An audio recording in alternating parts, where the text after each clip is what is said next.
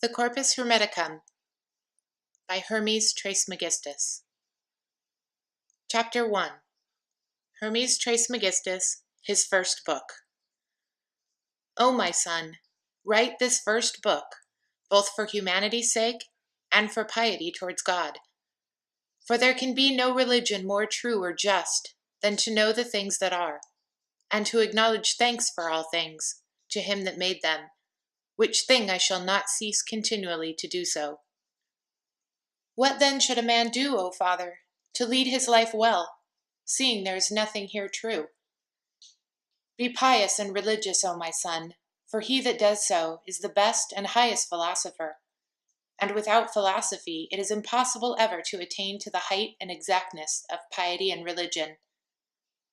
But he that shall learn and study the things that are, and how they are ordained and governed, and by whom, and for what cause, or to what end, will acknowledge thanks to the workman, as to a good father, an excellent nurse, and a faithful steward. And he that gives thanks shall be pious or religious, and he that is religious shall know both where the truth is and what it is, and learning he will be yet more and more religious. For never, O my son, shall or can that soul, which, while it is in the body, lightens and lifts up itself to know and comprehends that which is good and true, slide back to the contrary. For it is infinitely enamored by this, and forgets all evils. And when it hath learned and known its father and progenitor, it can no more apostatize or depart from that good. And let this, O son, be the end of religion and piety, by which, when one arrives, you will both live well and die blessedly, while your soul is not ignorant whether it may return and fly back again. For this only, O son, is the way to the truth, which our progenitors traveled in, and by which, making their journey, they at length attained to the good. It is a venerable way and plain, but hard and difficult for the soul to go in, that is in the body. For first must it war against its own self, and after much strife and dissension, it must be overcome of the part. For the contention is of one against two, while it ascends, and they strive to hold and detain it. But the victory of both is not like, for the one that hastens to that which is good, but the other is a neighbor to the things that are evil, and that which is good desires to be set at liberty, but the things that are evil love bondage and slavery. And if the two parts be overcome, they become quiet, and are content to accept of it as their ruler. But if the one be overcome of the two, it is by them led and carried to be punished, by its being and continuance here. This, O son, the guide and the way that leads thither, for you must first forsake the body before your death, and get victory in this contention and difficult life, and when you have overcome, return. But now, O my son, I will by heads run through the things that are. Understand what I say, and remember what you hear. All things that are moved, only that which is not is immovable. Every body is able to be changed. Not every body is dissoluble. Some bodies are able to be dissolved. Every living being is not mortal, nor every living thing is immortal. That which may be dissolved is also corruptible. That which abides always is unchangeable. That which is unchangeable is eternal. That which is always made is always corrupted. That which is made but once is never corrupted, neither becomes any other thing. Firstly, God. Secondly, the world. Thirdly, man. The world for man, man for God. Of the soul, that part which is sensible is mortal, but that part which is reasonable is immortal. Every essence is immortal. Every essence is unchangeable. Everything that is paired. None of the things that are paired stand still. Not all things are moved by a soul, but everything that is moved by a soul. Everything that suffers is sensible. Everything that is sensible suffers. Everything that is sad rejoices also, and is a mortal living creature. Not everything that has joy is also sad, but is an eternal living thing. Not every body is sick. Every body that is sick is corruptible. The mind is in God, reasoning, or disputing, or discoursing in man. Reason is in the mind. The mind is absent of suffering. No thing in a body is true. All that is incorporeal is void of lying. Everything that is made is corruptible. Nothing good is upon earth. Nothing evil is in heaven. God is good, man is evil. Good is voluntary, or of its own accord. Evil is involuntary, or against its will. The gods choose good things as good things. Time is a divine thing. Law is humane. Malice is the nourishment of the world. Time is the corruption of man. Whatsoever is in heaven is unalterable. All upon earth is alterable. Nothing in heaven is enslaved. Nothing upon earth is free. Nothing is unknown in heaven. Nothing is known upon earth. The things upon earth communicate not with those in heaven. All things in heaven are beyond guilt. All things upon earth are subject to reprehension. That which is immortal is not mortal. That which is mortal is not immortal.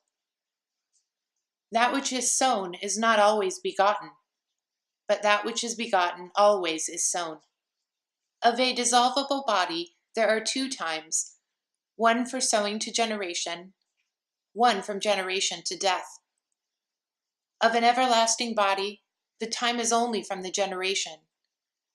Corruptible bodies are increased and diminished. Corruptible matter is altered into contraries, to wit, corruption and generation, but eternal matter goes only into itself and its kind. The generation of man is corruption. The corruption of man is the beginning of generation. That which reproduces or begets another is itself an offspring or begotten by another. Of things that are, some are in bodies, some in their ideas. Whatsoever things belong to operation or working are in a body. That which is immortal partakes not of that which is mortal. That which is mortal comes not into a body immortal, but that which is immortal comes into that which is mortal. Operations or workings are not carried upwards, but descended downwards. Things upon heaven do not advantage those in heaven, but all things in heaven do profit and advantage all things upon earth. Heaven is capable and a fit receptacle of everlasting bodies, the earth of corruptible bodies. The earth is brutish, the heaven is reasonable or rational. Those things that are in heaven are subjected or placed under it, but the things on earth are placed upon it. Heaven is the first element. Providence is divine order. Necessity is the minister or servant of providence. Fortune is the carriage or effect of that which is without order, the idol of operation, a lying fantasy or opinion. What is God? The immutable or unalterable good. What is man? An unchangeable evil. If you perfectly remember these heads, you cannot forget those things which in more words I have largely expounded unto you, for these are the contents or abridgment of them. Avoid all conversation with the multitude or common people, for I would not have you subject to envy, much less to be ridiculous unto the multitude. For the like always takes to itself which is like, but the unlike never agrees with the unlike. Such discourses of these have very few auditors, and peradventure very few will have, but they have something peculiar unto themselves. They do rather sharpen and whet evil men to their maliciousness. Therefore it behooves to avoid the multitude. and take heed of them, not as understanding the virtue and power of the things that are said. What do you mean, O Father? This, O Son, the whole nature and composition of those living things called men is very prone to maliciousness, and is very familiar, and as it were nourished with them, and is therefore delighted with it. Now this wit, if it shall come to learn or know things that the world was once made, and all things are done according to providence or necessity, destiny or fate, bearing rule over all, will he not be much worse than himself, despising the whole because it was made? And if he may lay the cause of evil upon fate or destiny, he will never abstain from any evil work. Wherefore we must look warily to such kind of people, that being in ignorance they may be less evil for fear of that which is hidden and kept secret. Chapter 2. Poemander. My thoughts being once seriously busied about things that are, and my understanding lifted up, all my bodily senses being exceedingly held back, as it is with them that are very tired, by reason either of fullness of meat or of exhaustion, I thought I saw one of an exceeding great stature, and of an infinite greatness, call me by name, and say to me, What do you wish to see and hear? Or what would you understand to learn and know? Then said I, Who are you? I am, he said, Poemander, the mind of the great Lord, the most mighty and absolute Emperor. I know what you wish, and I am always present with you. Then I said I would learn the things that are, and understand the nature of them, and know God. How? Said he. I answered that I would gladly hear. Then he said, Have me again in thy mind, and whatsoever you wish to learn I will teach you. When he had said these things, he was changed in his idea or form, and straightway, in the twinkling of an eye, all things were opened unto me. And I saw an infinite sight. All things were becoming light, both sweet and exceedingly pleasant, and I was wonderfully delighted in seeing it. But after a little while there was a darkness made in part, coming down obliquely, fearful and hideous, which seemed to me to be changed into a certain moist nature, unspeakably troubled, which yielded a smoke as from fire, and from which proceeded a voice unutterable and very mournful, but inarticulate, inasmuch as it seemed to have come from the light. Then from that light a certain holy word joined itself unto nature, and then came the pure and unmixed fire from the moist nature upwards on high. It was exceedingly light, and sharp and dynamic as well. And the air, which was also light, followed the spirit and mourned up to fire, insomuch that it seemed to hang and depend on it. And the earth and the water stayed by themselves so mingled together, that the earth could not be seen for the water, but they were moved because of the spiritual word that was carried upon them. Then said Poemander to me, Do you understand this vision and what it means? I shall know, said I. Then he said, I am that light, the mind, thy God, who am before that moist nature that appeared out of darkness, and that bright and shining word from the mind is the Son of God. How is that? I asked. Thus, he replied, understand it. That which in you sees and hears, the word of the Lord, and the mind of the Father God, differ not from one another, and the union of these is life. I said, I thank thee. He said, But first, conceive well the light in your mind, and know it. When he had said thus, for a long time we looked steadfastly, one upon the other, insomuch that I trembled at his idea or form. But when he nodded to me, I beheld in my mind the light that is innumerable, and the truly indefinite ornament or world, and that the fire is comprehended or contained in, or by a great moist power, and constrained to keep its place and form. These things I understood, seeing the word, or Poemander.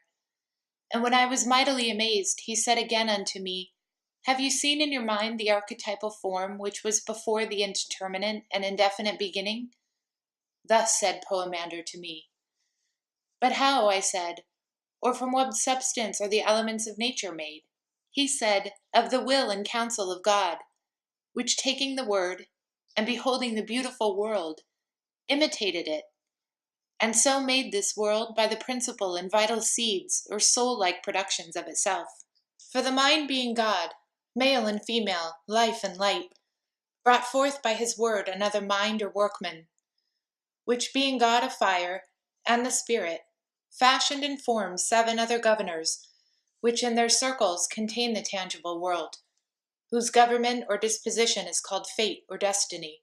It straightway came forth, or exalted itself from the downward elements of God, the Word of God, into the clean and pure workmanship of nature, and was united to the workman mind, for it was consubstantial, and so the downward born elements of nature were left without reason, that they might be the only matter. But the workman, mind, together with the word, containing the circles and spinning them about, turned round as a wheel his own workmanship, and suffered them to be turned from an infinite beginning to an indeterminable end, for they always begin where they end. And the circulation or running round of these, as the mind wills, out of the lower or downward born elements, brought forth unreasonable or brutish creatures, for they had no reason, the air-flying things, and the water such as swim. And the earth and the water were separated, one from the other, as the mind willed. And the earth brought forth from herself such living creatures as she had, 4-footed and creeping beasts, wild and tame.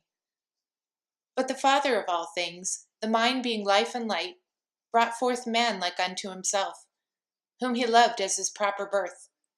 For he was all beauteous, having the image of his Father. For indeed God was exceedingly enamored of his own shape and form, and delivered unto it all his own creations. But he, seeing and understanding the creation of the workman in the whole, would need as well also himself to fall to work, and so was separated from the Father, being in the sphere of generation or operation. Having all power, he considered the operations or workmanship of the 7, but they loved him, and everyone made him partaker of his own order. And he, learning diligently, and understanding their essence, and partaking their nature, resolved to pierce and break through the circumference of the circles, and to understand the power of him that sits upon the fire.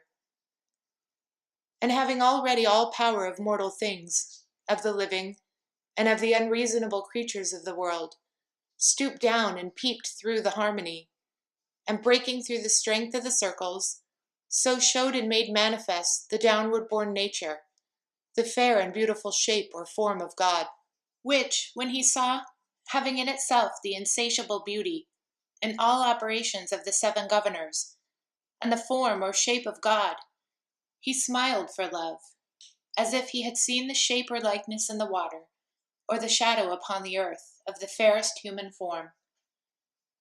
And seeing in the water a shape like unto himself, in himself he loved it, and would cohabitate with it, and immediately upon the resolution, ensured the operation, and brought forth the unreasonable image or shape. Nature presently laying hold of what it loved so much, did wholly wrap herself about it, and they were mingled, for they loved one another. And from this cause man above all things that live upon earth is double, mortal because of his body, and immortal because of the substantial man. For being immortal, and having power of all things, he yet suffers mortal things, and such as they are also subject to fate or destiny. And therefore, being above all harmony, he is made and became a servant to harmony. He is a hermaphrodite, or male and female, and watchful. He is governed by and subject to a Father, that is both male and female, and watchful.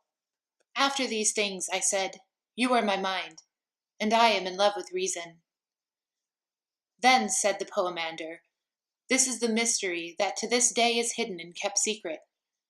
For nature being mingled with man, brought forth a wonder most great. For he having seen the nature of the harmony of the 7, from whom I told you, the fire and the spirit, nature continued not, but forthwith brought forth 7 men, all hermaphrodites and sublime, or on high, according to the natures of the 7 governors. And after these things, O Poemander, I said, I am now come into a great desire and longing to hear. Do not digress or leave. But he said, Keep silence, for I have not yet finished the first speech. I said, Behold, I am silent. The generation, therefore, of these 7 was after this manner, the air being feminine, and the water desirous of copulation, took from the fire its ripeness, and from the ethereal spirit, and so nature produced bodies after the species in shape of men. And man was made of life and light, into soul and mind, of life the soul, of light the mind. And so all the members of the sensible world continued unto a period of the end, bearing rule and generating. Hear now the rest of that speech you so desire to hear.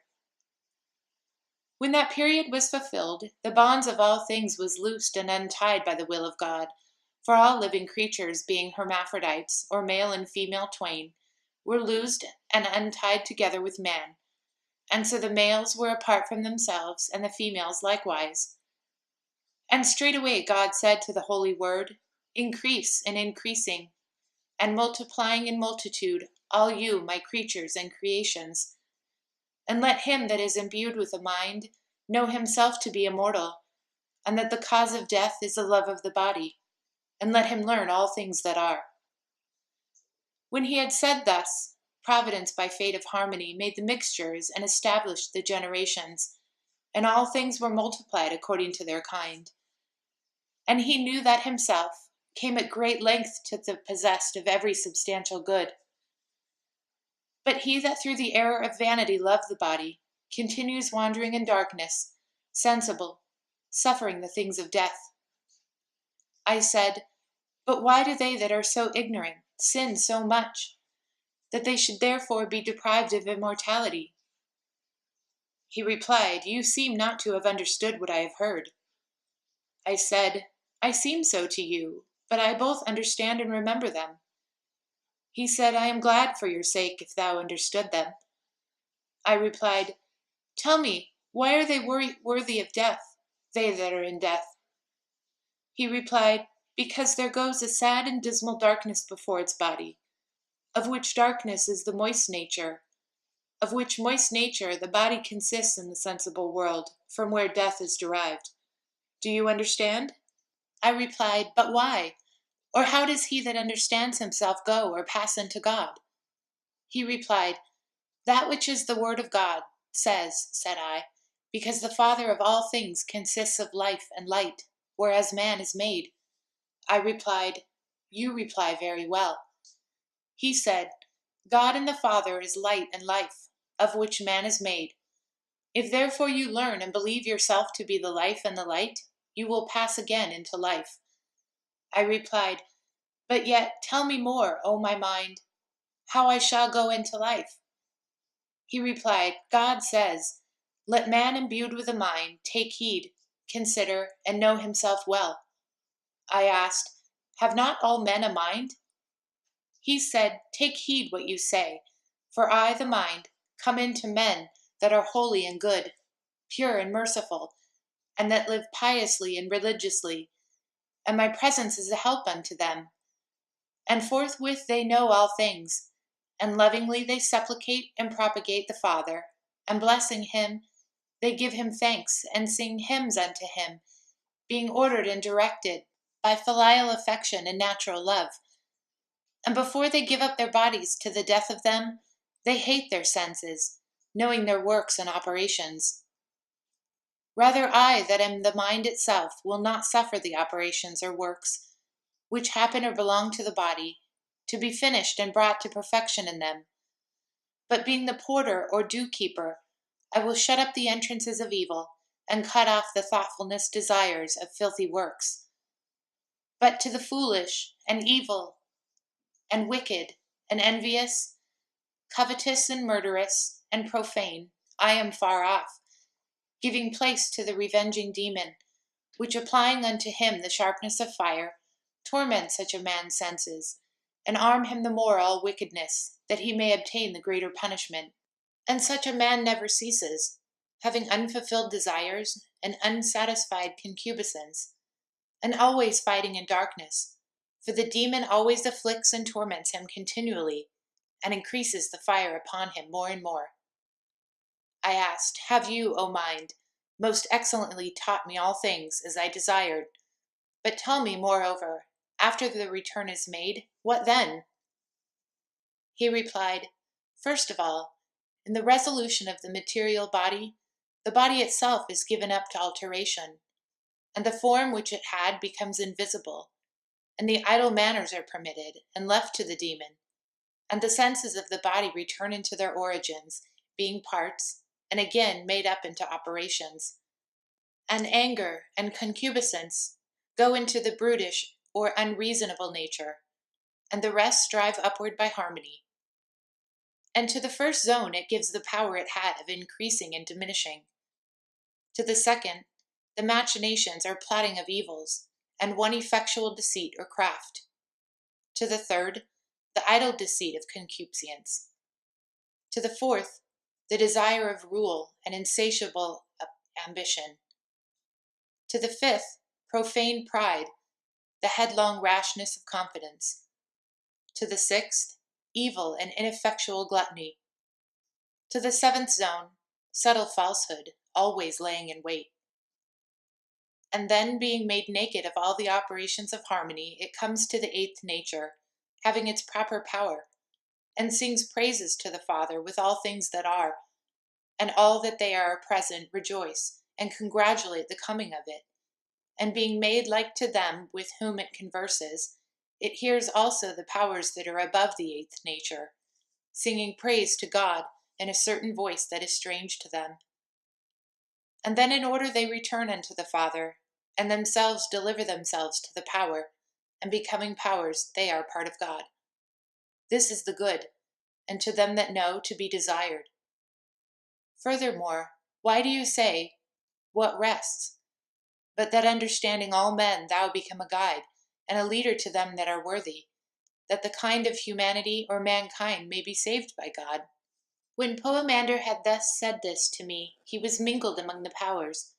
But I, giving thanks, and blessing the Father of all things, rose up, being enabled by him, and taught the nature of the whole, and having seen the greatest sight or spectacle. And I began to preach unto men the beauty and fairness of piety and knowledge. O people, men, born and made of the earth, which have given yourselves over to drunkenness and sleep, and to the ignorance of God, be sober, and cease your surfeit, by which you are allured and visited by brutish and unreasonable sleep. And they that heard me come willingly and with one accord. And then I said further, Why, O men of the offspring of earth, why have you delivered yourselves unto death, having power to partake of immortality?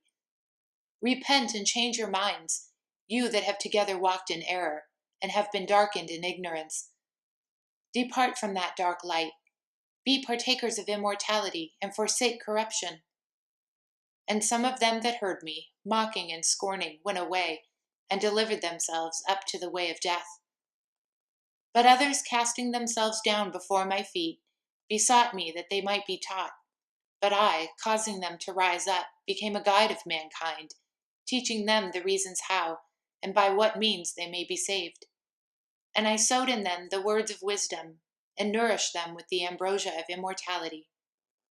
And when it was evening, and the brightness of the same began wholly to go down, I commanded them to go down. I commanded them to give thanks to God.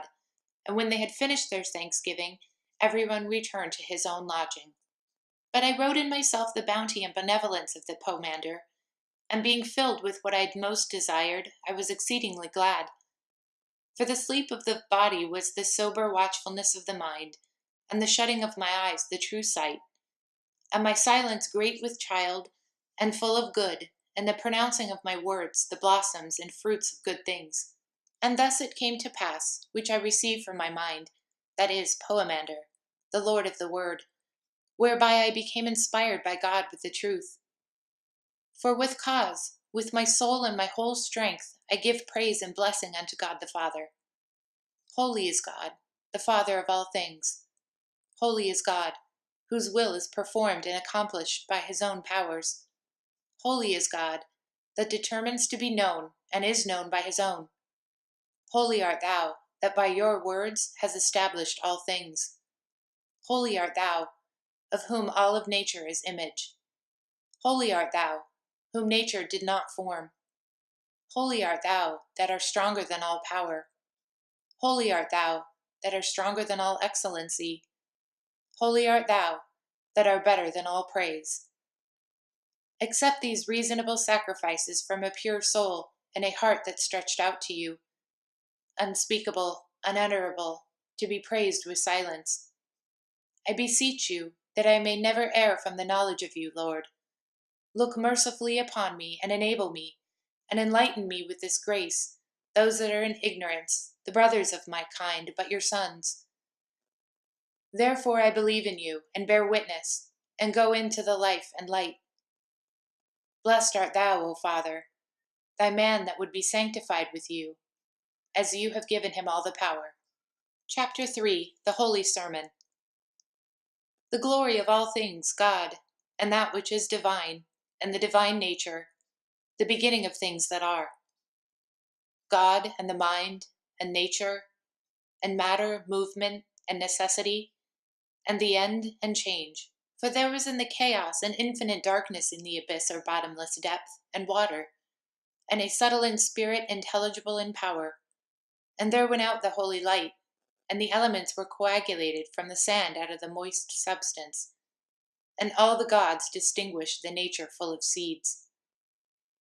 And when all things were determined and unraveled, the light things were divided on high, and the heavy things were founded upon the moist sand, all things being terminated or divided by fire, and being sustained or hung up by the Spirit, they were so carried, and the heaven was seen in 7 circles. And the gods were seen in their ideas of the stars, with all their signs, and the stars were numbered with the God in them. And the sphere that was boarded with air, carried about in a circular motion by the Spirit of God. And every God, by his internal power, did that which was commanded him. And there were made 4-footed things, and creeping things, and such as live in the water, and such as fly, and every fruitful seed, and grass, and the flowers of all plants, all which had sown themselves the seeds of regeneration. As also the generations of men, to the knowledge of the divine works, and a livelier working testimony of nature, and a multitude of men, and the dominion of all things under heaven, and the knowledge of all good things, to be increased and increasing, and multiplied in multitude. And every soul and flesh, by the wonderful workings of the gods and the circles, to the beholding of heaven, the gods' divine works, the operations of nature, and for signs of good things, and the knowledge of the divine power, and to find out every cunning work of good things. So it begins to live in them, and to be wise according to the operation of the course of the circular gods, and to be resolved into that which shall be great monuments and the memory of the cunning works done upon earth, leaving them to be read by the darkness of times. And every generation of living flesh, of fruit, seed, and all handicrafts, though they may be lost, must of necessity be renewed by the renovation of the gods, and of the nature of a circle moving in number. For it is a divine thing that every worldly temperature should be renewed by nature, for in that which is divine is nature also established. Yesterday's speech, O Aesculapius, I dedicated to you. This day it is fit to dedicate to Tot, because it is an epitome of those general speeches which were spoken to him. God, therefore, and the Father, and the good, O Tot, have the same nature, or rather also the same act and operation. For there is one name or appellation of nature or increase, which concerns things changeable, and another about things unchangeable, and about things immovable, that is to say, things divine and mundane, every one of that which himself will have to so be. But action or operation is of another thing, or elsewhere, as we have taught in other things, divine and mundane, which must here also be understood. For his operation or act is his will, and his essence to will all things to be. For what is God and the Father and the good, but the being of all things that yet are not, and the existence itself of things that are? This is God, this is the Father, this is the good, by which no thing is present or approaches. For the world and the Son, which is also a Father by participation, is not for all that equally the cause of good, and of life to living creatures. And if this be so, he is altogether constrained by the will of the good, without which it is not possible either to be or to be begotten or made. But the Father is the cause of his children, who hath a will both to sow and nourish that which is good by the Son. For good is always active or busy in making, and this cannot be in any other but in him that takes nothing, and yet wills all things to be. For I will not say, O tot, making them, for he that makes is defective in much time, in which sometimes he makes not, as also of quality and quantity. For sometimes he makes those things that have quantity and quality, and sometimes the contrary. But God is the Father and the good, in being all things. For he both will be this and is it, and yet all this for himself and him that can see it. For all things else are for this. It is the property of good to be known. This is the good, O tot. He said, You have filled us, O Father, with sight both good and fair, and the eye of mind is almost become more holy by the sight. I replied, I wonder not at it, for the sight of good is not like the beam of the sun, which being of a fiery shining brightness makes the eye blind by its excessive light that gazes upon it. Rather the contrary, for it enlightens, and so much increases the light of the eye, as any man is able to receive the influence of this intelligible clarity. For it is more swift and sharp to pierce, and innocent or harmless withal, and full of immortality. And they are capable, and can draw any store of this spectacle and sight, do many times fall asleep from the body, into this most fair and beauteous vision. These things Celsius and Saturn are progenitors obtained unto. He said, I would we also, Father, could do so.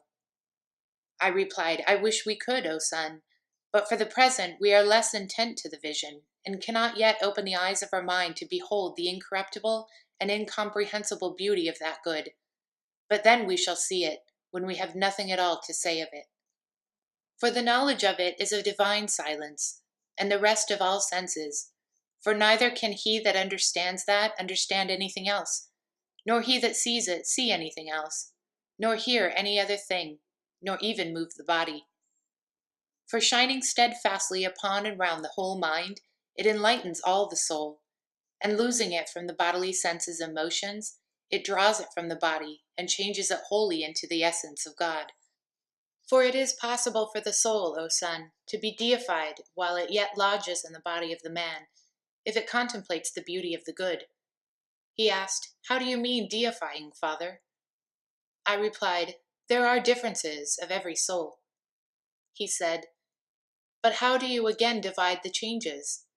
I replied, Have you not heard in the general speeches that from one soul of the universe are all those souls which in the world are tossed up and down and severally divided? Of these souls there are many changes, some into a more fortunate estate, and some quite the contrary. For they which are of creeping things are changed into those of watery things, and those of things living in the water to those of things living upon the land. And airy ones are changed into men and human souls, that lay hold of immortality, and are changed into demons. And so they go on into the sphere or region of the fixed God. For there are two choirs or companies of gods, one of them that wander, and another of them that are fixed. And so this is the perfect glory of the soul. But the soul entering into the body of a man, if it continues to do evil, shall neither taste of immortality, nor is partaker of the good. But being drawn back the same way, it returns into degeneration, and this is the condemnation of an evil soul. And the wickedness of a soul is ignorance, for the soul that knows nothing of the things that are, neither the nature of them, nor that which is good, but is blinded, rushes and dashes against the bodily passions, and unhappy as it is, and not knowing itself, It serves strange bodies and evil ones, carrying the body as a burden, and not ruling it, but being ruled by it, and this is the mischief of the soul. On the contrary, the virtue of the soul is knowledge, for he that knows is both good and religious, and already divine. He asked, "But who is such a man, O Father?" I replied, "He that neither speaks nor hears many things. For he, O Son, that hears two speeches or hearings, fights in the shadow. For God and the Father and good is neither spoken nor heard. This being so in all things that are the senses, because they cannot be without them. But knowledge differs much from the sense, for sense is of things that surmount it, but knowledge is the end of sense. Knowledge is the gift of God, for all knowledge is intangible, but uses the mind as an instrument, as the mind uses the body. Therefore, both intelligible and material things go both of them into bodies. All physical things must exist in this contrary state of dichotomy, and it is impossible it should be otherwise." He asked, "Who, therefore, is this material God?" I replied, "The fair and beautiful world, and yet it is not good, for it is material and easily corrupted. Nay, it is the first of all corrupted things, and the second of things that are, and needy or wanting for something else. And it was once made, as always is, and is ever in generation, and made and continually generates physical things. For it is changeable, and every material motion is generation. But the intellectual stability moves the material motion after this manner. Because the world is a sphere, that is, a head, and above the head there is nothing material, as beneath the feet there is nothing intellectual. The whole universe is material. The mind is the head, and it is moved spherically, that is, like a head. Whatever, therefore, is joined or united to the membrane or film of the head, where the soul is immortal. And as in the soul of a made body, has the soul full of the body. But those that are farther from that membrane have a body full of soul. The whole is a living white, and therefore consists of both the material and intellectual. And the world is the first, and man is the second living thing after the world. But the first of things that are mortal, and therefore has whatsoever benefit of the soul all the others have. And yet for all of this, he is not only not good, but flatly evil, as being mortal. For the world is not good, as it is corruptible, nor evil, as it is immortal. But man is evil, both as he is corruptible and as he is mortal. But the soul of man is carried in this manner. The mind is in reason, reason in the soul, soul in the spirit, spirit in the body. The spirit being diffused and going through the veins and arteries and blood, both moves the living creature, and after a certain manner causes it to live.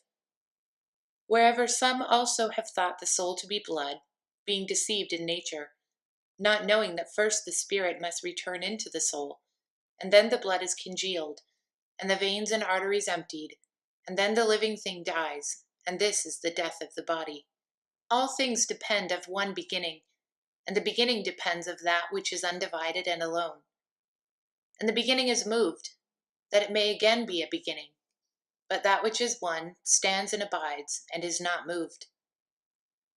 There are, therefore, these three, God the Father, and the good, the world, and man. God has the world, and the world has man, and the world is the Son of God, and man, as it were, the offspring of the world. For God is not ignorant of man, but knows him perfectly, and will be known by him. This only is healthful to man and the knowledge of God. This is the return of Olympus. By this only the soul is made of good, and not sometimes good, and sometimes evil, but of necessity good. He asked, "What do you mean, O Father?" I replied, "Consider, O Son, the soul of a child, when as it yet has received no dissolution of its body, which is not yet grown, but is very small. How then, if it looks upon itself, it sees beautiful, and not having been as of yet spotted with the passions of the body, but as it were depending yet upon the soul of the world. But when the body is grown and distracts the soul, it engenders forgetfulness, and partakes no more of the fair and good, and forgetfulness is evilness.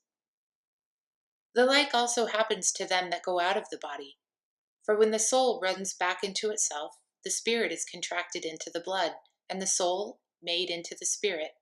But the mind, being made pure and free from these vestiges, and being divine by nature, taking a fiery body, goes abroad in every place, leaving the soul to judgment, and to the punishment it thus deserves. He asked, "Why do you say, O Father, that the mind is separated from the soul, and the soul from the spirit? When even now you said the soul was the clothing or apparel of the mind, and the body of the soul." I replied, "O son, he that hears must understand, and conspire in thought with him that speaks. Yes, he must have his hearing swifter and sharper than the voice of the speaker. The disposition of these vestiges, or covers, is done in an earthly body, for it is impossible that the mind should establish or rest itself naked, and of itself as an earthly body. Neither is the earthly body able to bear such immortality, and therefore, that it might suffer so great virtue, the mind compacted, as it were, and took to itself the passible body of the soul, as a covering or clothing. And the soul, being also in some sort divine, uses the spirit as her minister or servant, and the spirit governs the living things. When therefore the mind is separated, and departs from the earthly body, presently it puts on its fiery coat, which it could not do before, having to dwell in an earthly body. For the earth cannot suffer fire, for it is all burned of a small spark. Therefore is the water poured round the earth, as a wall or a defense, to withstand the flame of fire. But the mind, being the sharp or swift of all divine cognition, and more swift than all the elements, has the fire for its body. For the mind, which is the workman of all, uses the fire as his instrument of his workmanship, and he that is the workman of all uses it to the making of all things, as it is used by man for the making of all earthly things only. For the mind that is upon earth, void or naked of fire, cannot do the business of men, nor that which is otherwise the affairs of God. But the soul of man, and yet not every one, but that which is pious and religious, is angelic and divine. And such a soul, after it is departed from the body, having striven the strife of piety, becomes either mind or God. And the strife of piety is to know God, and to injure no man, and this way it becomes mind.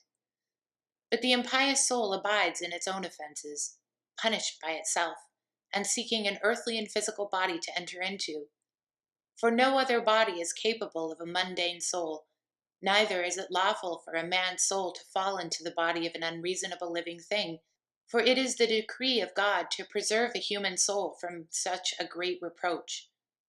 He asked, "How then is the soul of man punished, O Father, and what is its greatest torment?" I replied, "Impiety, my son, for what fire has so great a flame as it? Or what biting beast does so tear the body as it does the soul? Or do you not see how many evils the wicked soul suffers, roaring and crying out, 'I am burned, I am consumed, I know not what I say or do, I am devoured, unhappy wretched, of all the evils that surround and lay hold upon me, miserable that I am, I neither hear nor see anything.' These are the voices of a punished and tormented soul, and not as many. And you, O my son, think that the soul going out of the body grows brutish or enters a beast, which is a very great error, for the soul is rather punished after this manner.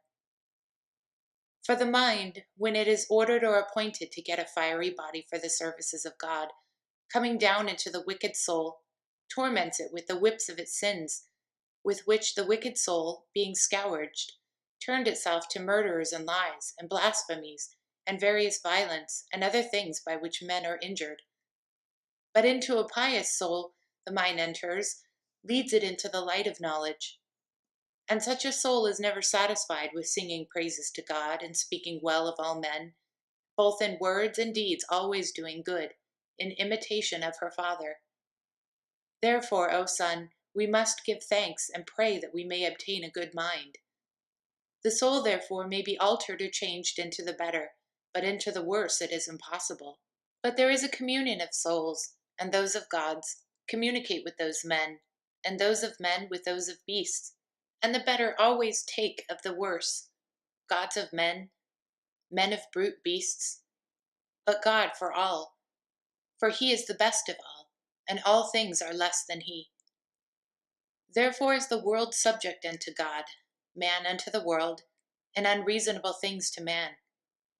But God is above all and about all, and the beams of God are operations, and the beams of the world are natures, and the beams of man are arts and sciences. And operations do act by the world, and upon man by the natural beams of the world, but natures work by the elements, and man by arts and sciences. And this is the government of the whole, depending upon the nature of the one, and piercing or coming down by one mind, than which nothing is more divine and more efficacious or operative, and nothing is more uniting. The communion of gods to men, and of men to gods. This is the good mind, blessed, happy soul that is the fullest of it, an unhappy soul that is empty of it. He asked, "And how, Father?" I replied, "Know, my son, that every soul has the good mind, for of it that is what we now speak, and not that of the minister of whom we said before, that he was sent from the judgment. For the soul without the mind can neither say nor do anything, for many times the mind flies away from the soul, and in that hour the soul neither sees nor hears, but it is like an unreasonable thing, so great is the power of the mind. But neither causes it to be idle or a lazy soul, but leaves such a soul fastened to the body, and by it is pressed down. And such a soul, O son, has no mind, wherefore neither must such one be called a man. For man is a divine living thing, and is not to be compared to any brute beast that lives upon earth, but to call them that are above in heaven, that are called the gods. Rather, if we shall be bold to speak the truth, he that is a man is indeed above them, or at least they are equal in power one to the other. For none of the things in heaven will come down upon earth and leave the limits of heaven, but a man ascends up to heaven and measures it. And he knows what things are on high and what is below, and learns all other things exactly. And that which is the greatest of all, he leaves not the earth, and yet is above, so great is the greatness of his nature. Wherefore we must be bold to say that an earthly man is a mortal man, and the heavenly God is an immortal man. Therefore by these two things are all things governed, the world and man, but they and all things else of that which is singular, that God is not manifest, and yet is most manifest. This discourse I will also make to you, O Tot, that you might not be ignorant of a more excellent name of God. But you should contemplate in your mind how that which is to many seems hidden and not manifest may be most manifest to you. For if it were not all, if it were apparent, for whatsoever is apparent is generated or made, for it was made manifest, but that which is not manifest is eternal. For it need not be manifested, for it always was and is. And he makes all things manifest, being not manifest, as being always, and making other things manifest, he has not made manifest. God is not made, yet in fantasy he imagines all things, or in appearance he makes them appear. For appearance is only of those things that are generated or made, for appearance is nothing but generation.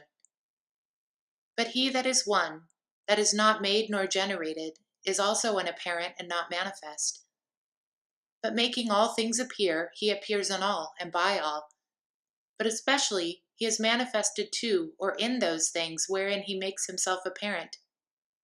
You, therefore, O Tot, my son, pray first to the Lord and Father, and to the singular, and to the one, from whom one is to be merciful to thee, that you may know and understand so great a God, that he would shine one of his beams upon you and your understanding. For only the understanding see that which is not manifest or apparent, as being itself not manifest or apparent, and if you are able, it will appear to the eyes of your mind. For the Lord, void of envy, appears through the whole world. You may see the intelligence, and take it into your hands, and contemplate the image of God. But if that which is in you be not known or apparent unto you, how shall he in you be seen, and appear to you by the eyes? But if you will see him, consider and understand the sun. Consider the course of the moon. Consider the order of the stars. Who is he that keeps order? For all order is circumscribed, or terminated in number and place. The sun is the greatest of the gods in heaven, to whom all the heavenly gods give place, as to a king and potentate. And yet he, being such a one, greater than the earth or the sea, is content to suffer infinite, lesser stars to walk and move above himself. Whom does he fear the while, O sun? Every one of these stars that are in heaven do not make the like, or an equal course. Who is it that has prescribed every one the manner and the greatness of their course? This bear that turns round about itself, and carries round the whole world with her, who possessed and made such an instrument? Who has set the bounds to the sea? Who has established the earth? For there is somebody, O Tot, that is the maker and the Lord of these things. For it is impossible that either place or number or measure should be observed without a maker. For no order can be made by disorder or disproportion.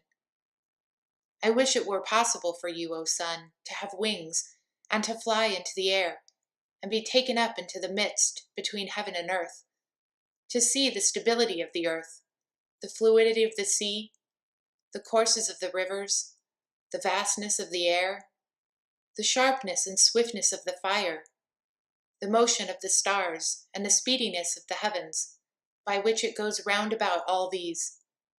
O sun, what a happy sight it were, at one instant, to see all these things, that which is immovable moved, and that which is hidden appear and be manifest. And if you would see and behold this workman, even by mortal things that are upon earth, and in the deep, consider, O sun, how man is made and framed in the womb, and examine diligently the skill and cunning of the workman, and learn who it was that wrought and fashioned the beautiful and divine shape of man, who circumscribed and marked out his eyes, who bored his nostrils and ears, who opened his mouth, who stretched out and tied together his sinews, who channeled the veins, who hardened and made strong the bones, who clothed the flesh with skin, who divided the fingers and joints, who flattened and made broad the soles of the feet, who dug the pores, who stretched out the spleen, who made the heart like a pyramid, who made the liver broad, who made the lungs spongy and full of holes, who made the belly large, who set to outward view the more honorable parts and hid the filthy ones. See how many arts in one matter, and how many works in one superscription, and all exceedingly beautiful, and all done in measure, and yet all differing. Who has made all these things? What mother? What father? Save only God that is not manifest, that made all things by his own will. And no man says that a statue or an image is made without a carver or a painter. And was this workmanship made without a workman? O great blindness! O great impiety! And O great ignorance! Never, O sun Tot, can you deprive the workmanship of the workman.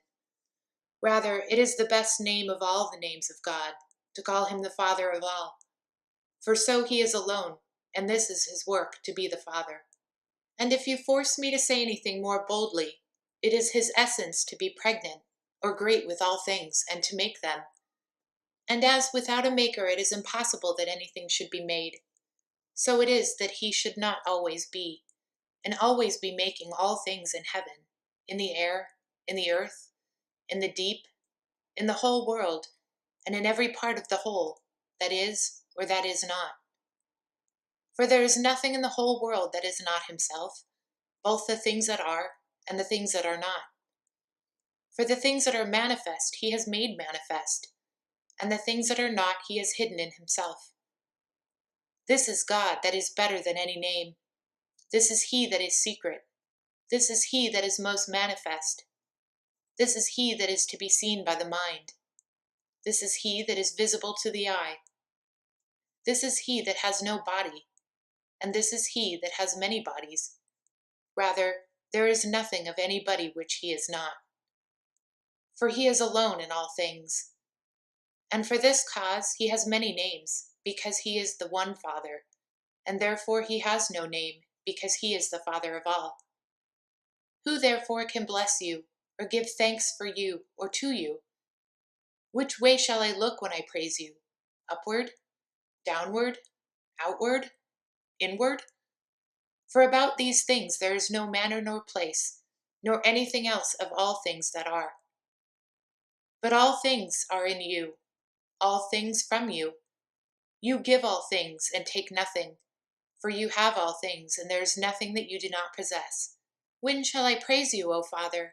For it is neither possible to comprehend your hour nor your time. For what shall I praise you? For what you have made, or for what you have not made?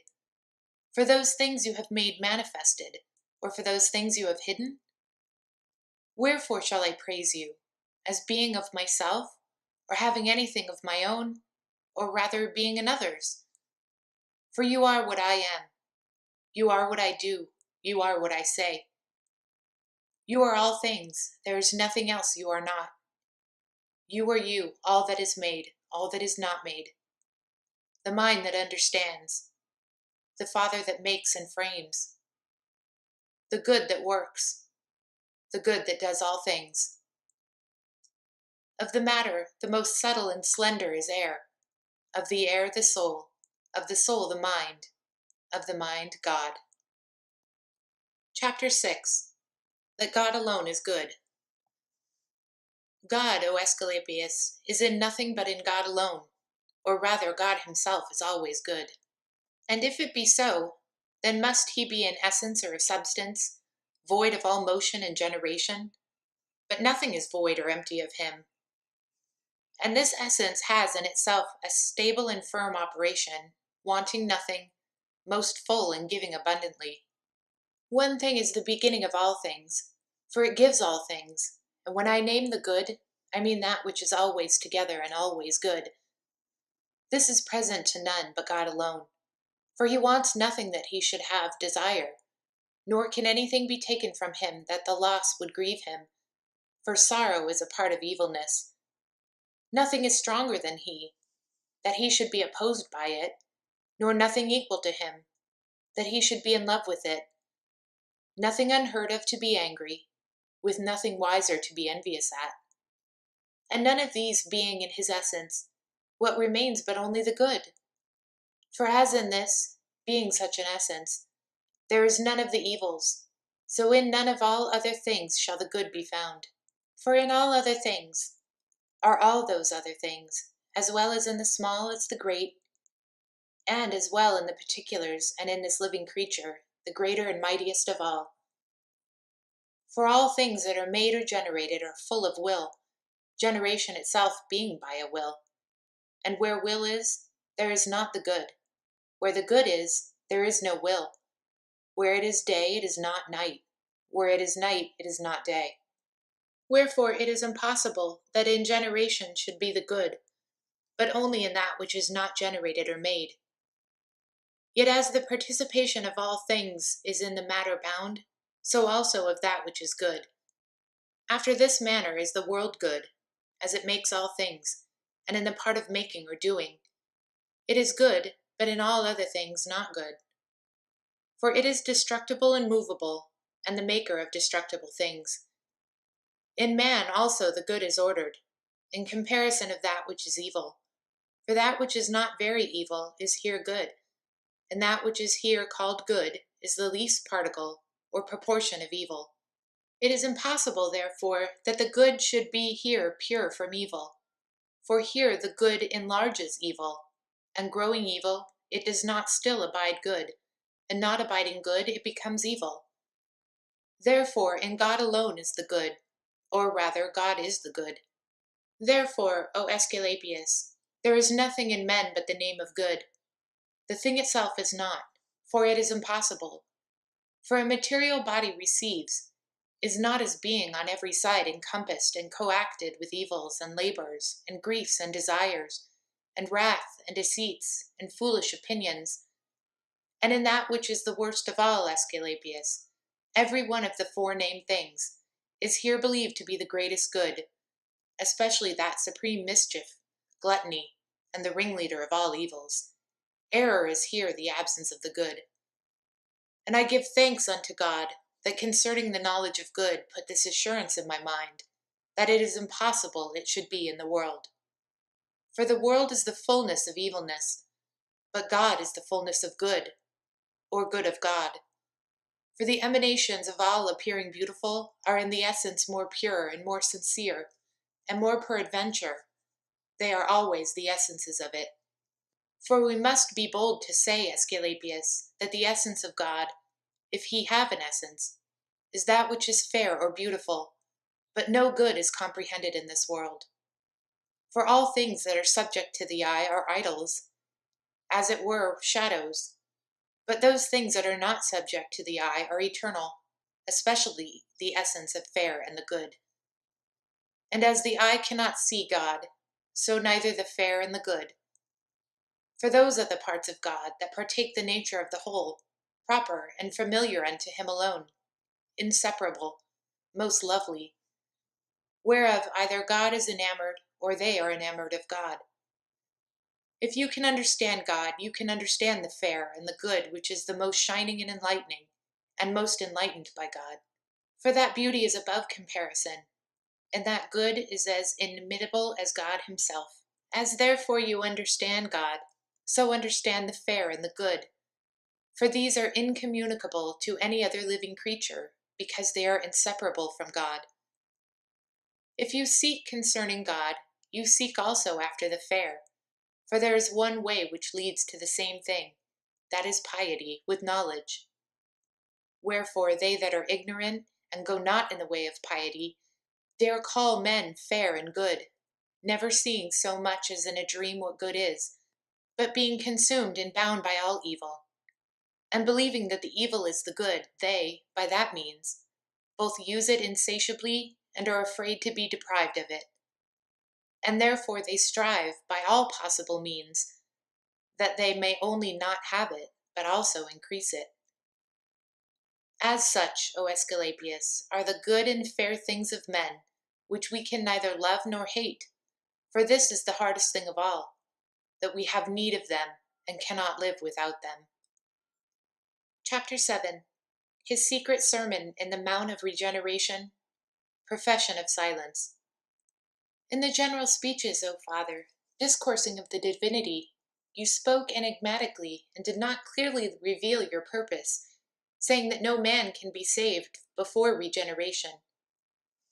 And when I did humbly entreat you, at the going up to the mountain after you spoke to me, having a great desire to learn this argument of regeneration, because among all the rest I am ignorant only of this, you told me you would teach me, when I would estrange myself from the world, whereupon I made myself ready and have vindicated the understanding that is in me, for the deceit of the world. Now then, correct my ignorance, and as you said, instruct me about the regeneration, either by word of mouth or secretly. For I know not, O Trismegistus, of what substance or what seed or what womb a man is of thus born. He replied, O son, this wisdom is to be understood in silence, and the seed is the true good.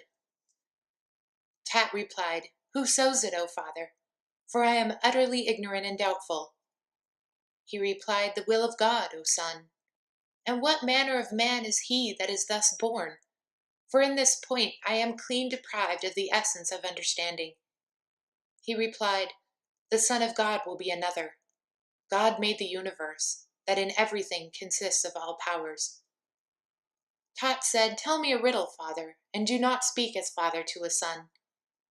He replied, Son, things of this kind are not taught, but are by God, when he pleases brought to remembrance. Tot said, You speak of things strange, or far-fetched and impossible, father, and therefore I will directly contradict them. He replied, Will you test a stranger, son, to your father's kind? Tot said, "Do not envy me, father, or pardon me. I am your natural son. Discourse unto me the manner of regeneration." He replied, "What shall I say, O my son? I have nothing to say more than this, that I see in myself a perfect sight, made by the mercy of God, and I am gone out of myself into an immortal body, and am not now what I was before, but was begotten in mind. This thing is not taught, nor is it to be seen in this formed element, for which the first compound form was neglected by me, and that I am now separated from it, for I have both the touch and the measure of it, yet am I now estranged from them. You see, O son, with your eyes, but though you never look so steadfastly upon me with the body and the bodily sight, you cannot see nor understand what I am now." Tat said, "You have driven me, O father, into no small fury and distraction of mind, for I do not now see myself." He replied, "I would, O son, that you also projected from your bodily form, like them that dream in their sleep." Tat said, "Then tell me this, who is the author and the maker of regeneration?" He replied, "The child of God, one man by the will of God." Tat replied, "Now, O father, you have put me to silence forever, and all my former thoughts have quite left and forsaken me, for I see the greatness and shape of things here below, and nothing but falsehood in all of them. And so therefore this mortal form is daily changed, and turned by time into increase or decrease, as being falsehood. What therefore is true, O Trismegistus?" He replied, "That, O my son, which is not troubled nor bound, not colored, not calculated, not changed, that which is naked, high, comprehensible only of itself, unalterable, intangible." Tat said, "Now I am mad indeed, O father, for when I thought me to have been made a wise man by you with these thoughts, you have instead made me dumb." He replied, "Yet is it so as I say, O son? He that looks only upon that which is ascending, that which is descending, that which is moist as water, and that which blows, or is subject to blast as air, how can he sensibly understand with that which is neither hard nor moist, nor tangible nor sublime, seeing it only understood in power and operation? But I beseech and pray to the mind, which alone can understand the generation which is in God." Tat said, "Then I am, O father, utterly unable to do it." He replied, "God forbid, son. Rather draw God close to you, and he will come. Be but willing, and it shall be done. Quiet the senses of the body, purging yourself from the unreasonable, brutish torments of matter." Tat asked, "Have I any tormentors in myself, father?" He replied, "Yes, and there are not a few but many, and fearful ones." Tat said, "I do not know them, father." He replied, "One torment, son, is ignorance, a second, sorrow, a third, intemperance, a fourth, concupiscence, a fifth, injustice, a sixth, covetousness, a seventh, deceit, an eighth, envy, a ninth, fraud, a 10th, wrath, an 11th, rashness, a 12th, maliciousness. They are in number 12, and under these many more. Some which through the prison of the body do force the inwardly placed man to suffer sensibly. And they do not suddenly or easily depart from him that has obtained mercy of God. And in this consists both the manner and the reason of regeneration. For the rest, O son, hold your peace, and praise God in silence. And by that, the means of the mercy of God will not cease or be wanting in us. Therefore rejoice, my son, from henceforth, being purged by the powers of God to the knowledge of truth. For the revelation of God is to come to us, and when that came, all ignorance was cast out. The knowledge of joy is come unto us, and when that comes, sorrow shall fly away to them that are capable. I call unto joy the power of temperance, a power whose virtue is most sweet. Let us take her unto ourselves, O Son, most willingly. For how at her coming will she put away intemperance? Now I call forth continence, the power which is over concupiscence. This, O Son, is the stable and firm foundation of justice. For see how without labor she can chase away injustice, and we are justified, O Son, when injustice is away. The sixth virtue which comes into us I call communion, which is against covetousness. And when that is gone, I call truth, and when she comes, error and deceit depart. See, O Son, how the good is fulfilled by the access of truth. For by this means envy is gone from us. For truth is accompanied with the good, together also with life and light. And there came no more any torment of darkness, but being overcome, they all fled away silently and with great anger. You have understood, O Son, the manner of regeneration. For upon the coming of these 10, the intellectual generation is perfected, and then it drives away the 12 vices, and we have seen it in the generation itself. Whoever therefore has of mercy obtained this generation, which is according to God, he, leaving all bodily sense, knows himself to consist of divine things and rejoices, being made by God stable and incorruptible. Tat said, O Father, I conceive and understand, not by the sight of my eyes, but by the intellectual operation, which is by the powers. I am in heaven, in the earth, in the water, in the air. I am in living creatures, in plants, in the womb, everywhere. Yet tell me further this one thing. How are the torments of darkness, being in number 12, driven away and expelled by the 10 powers? What is the manner of it, Trismegistus? He replied, This tabernacle, O Son, consists of the zodiacal cycle, and this consisting of 12 numbers, the idea of one. But all formed nature admits various conjunctions to the deceiving of mankind. And though they be different in themselves, yet are they united in practice, and they are also indeterminate.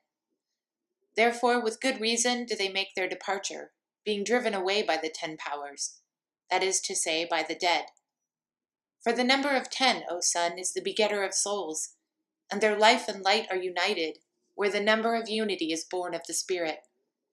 Therefore, according to reason, unity has the number of 10, and the number of 10 has thus unity. Tat said, O Father, I now see the universe and myself in the mind. He replied, This is regeneration, O Son, that we should not any longer fix our imagination upon this body, subject to the 3 dimensions, according to the speech which we now have commented, that we may not at all cause chaos in the universe. Tot said, Tell me, O Father, this body that consists of powers, shall it ever admit of dissolution? He replied, Good words, O Son, and speak not things impossible, for by that you would sin, and the eye of your mind grow wicked. The sensible body of nature is far from the essential generation, for that is subject to dissolution.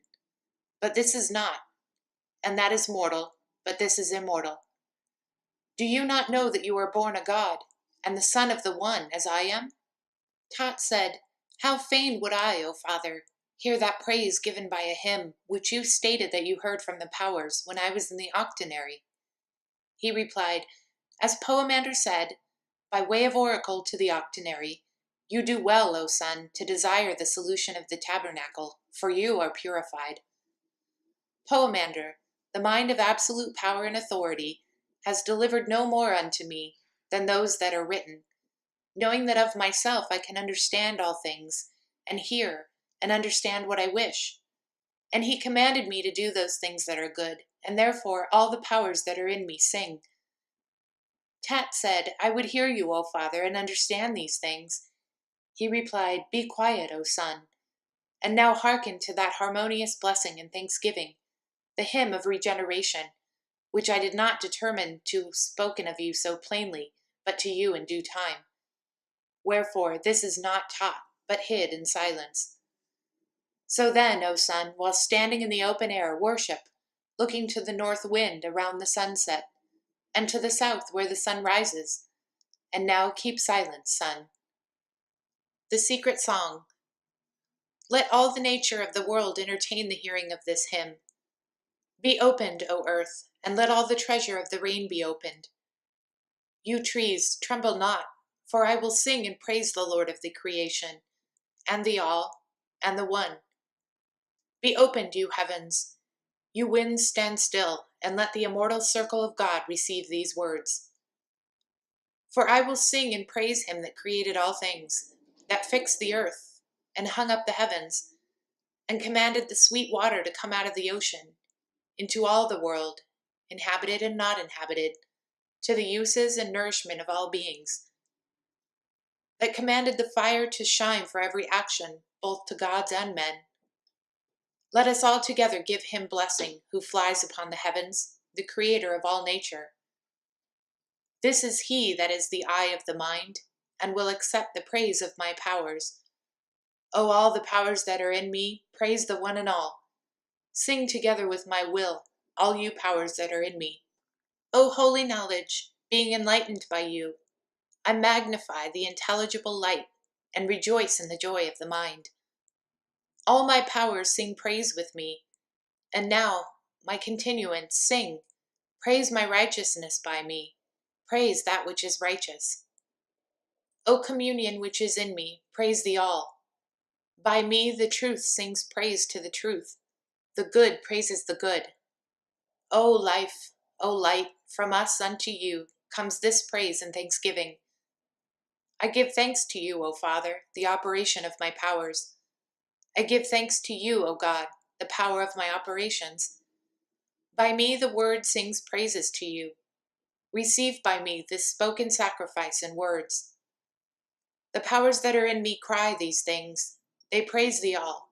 They fulfill your will. Your will and counsel is form unto you. O all, receive a spoken sacrifice from all things. O life, save all that is in us. O light, enlighten. O God, the Spirit.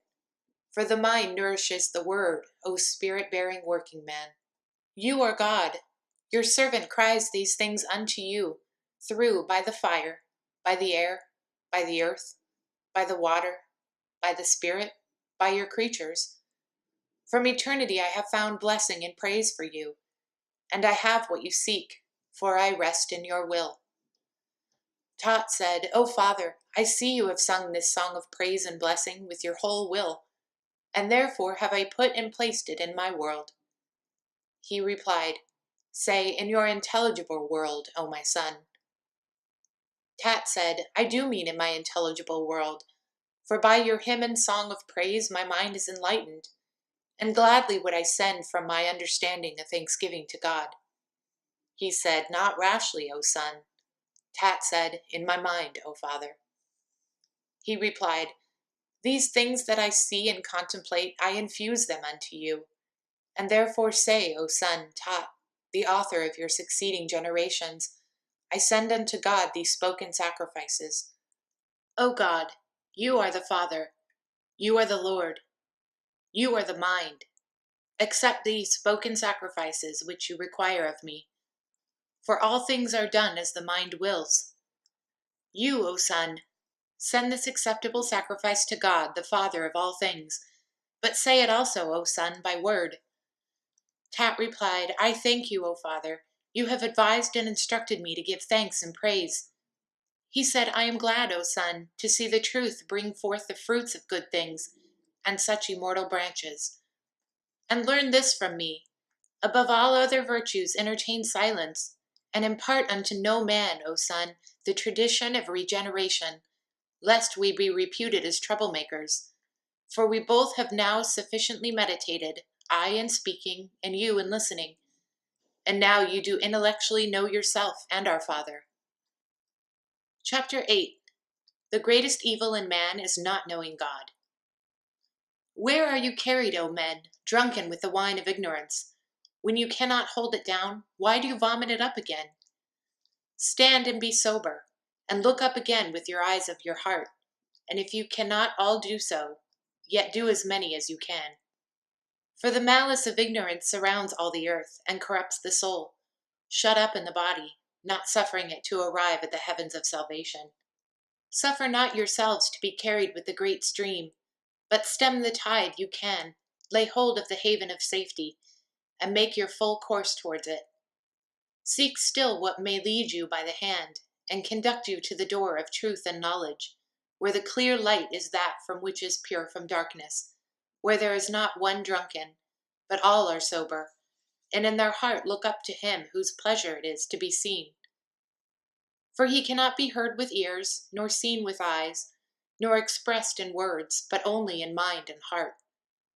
But first you must tear to pieces and break through the garment that you wear, the web of ignorance, the foundation of all mischief, the shackles of corruption, the cloak of darkness, the living death, the corruptible corpse, the sepulchre, carried about with us, the domestic thief, which in what he loves us, envies us, hates us. Such is the hurtful apparel with which you are now clothed, which draws and pulls you downward by its own self, lest looking upward and seeing the beauty of truth, and the good that is reposed therein, you would hate the wickedness of this garment, and understand the traps and ambushes which it has laid for you. Therefore it labors to make good those things that seem, and are by the senses judged and determined, and the things that are true it hides, and veils in much matter, filling what it presents unto you with hateful pleasure, that you may neither hear what you should hear, nor see what you should see.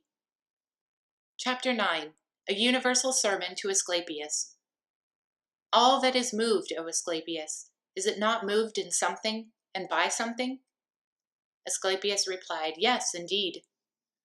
Must not that in which a thing is moved, of necessity, be greater than the thing that is moved?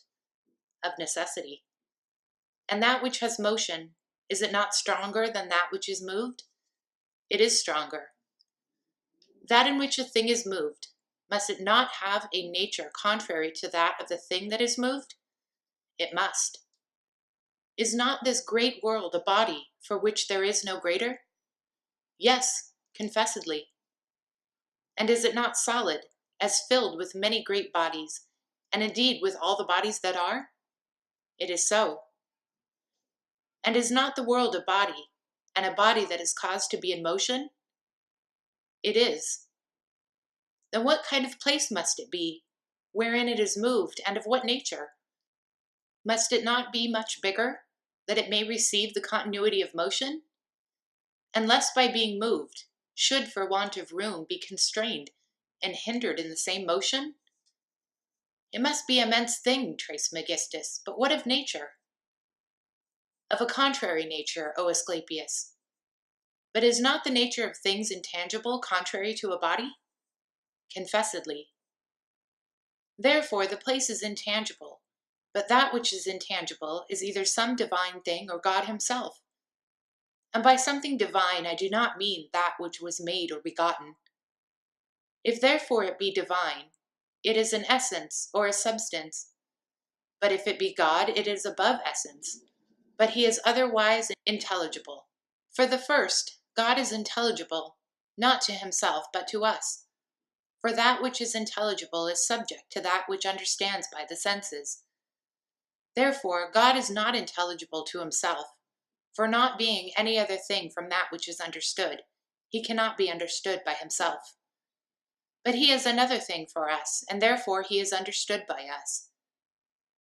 If therefore place be intelligible, it is not place but God.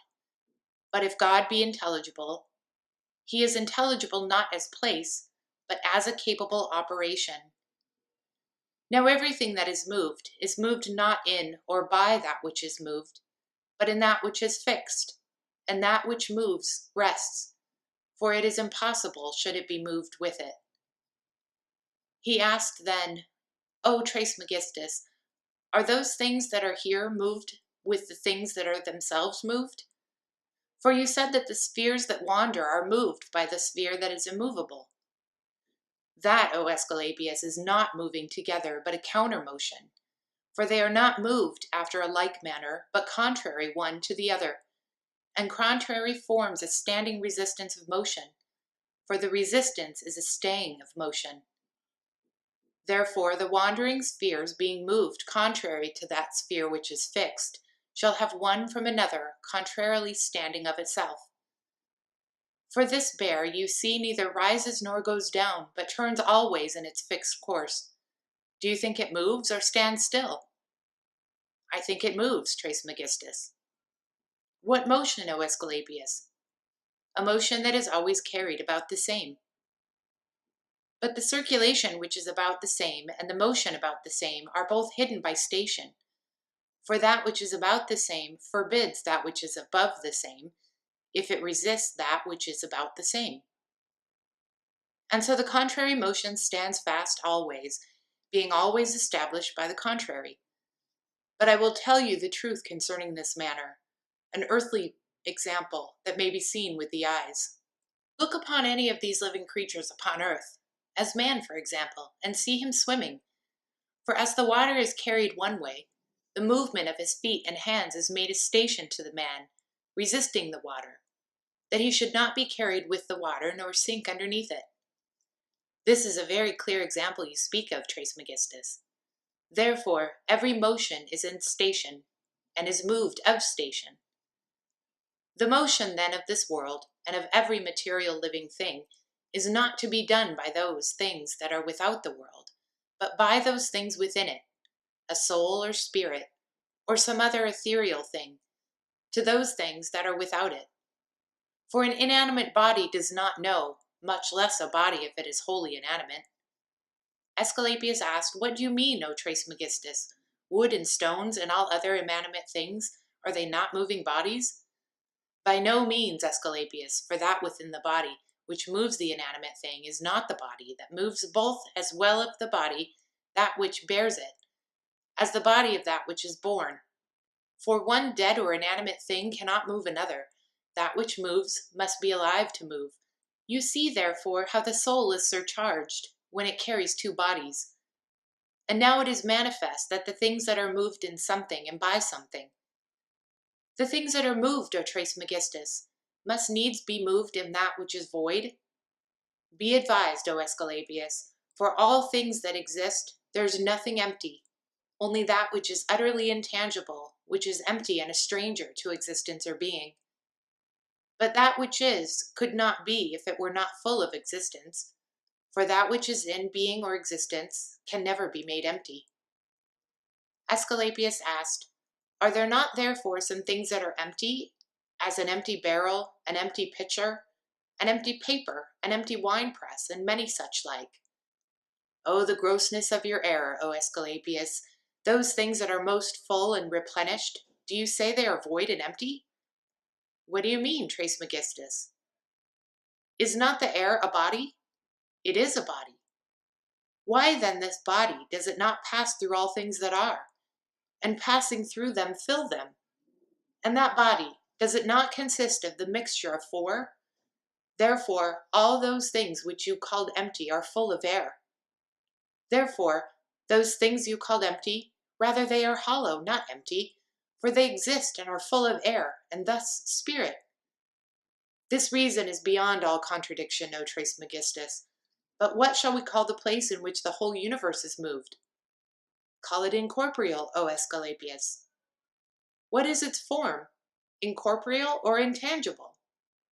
The mind and reason, the whole, wholly comprehending itself, free from all body, indivisible, invisible, impassible from a body itself, standing fast in itself, capable of all things, and that savior of the things that are.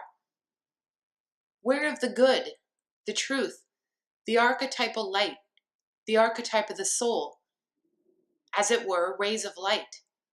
Why, then, what is God? That which is none of these things, yet is, and is the cause of being to all, and every one of those things that are, for he left nothing destitute of being.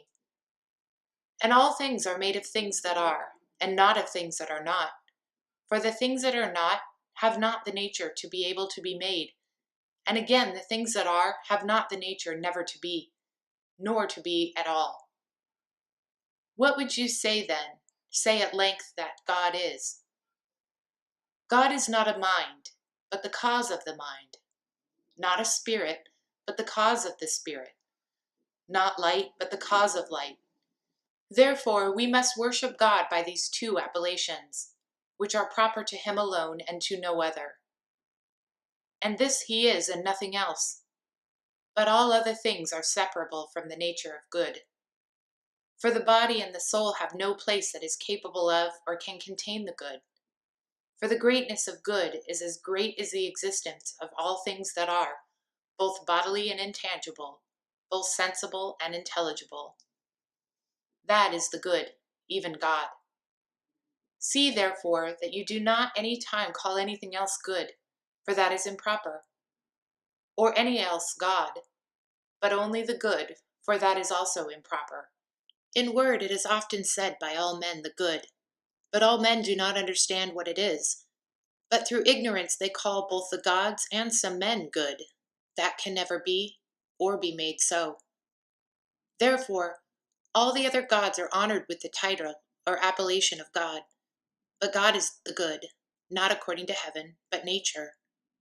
For there is one nature of God, even the good, and one kind of them both, from whence all are kinds.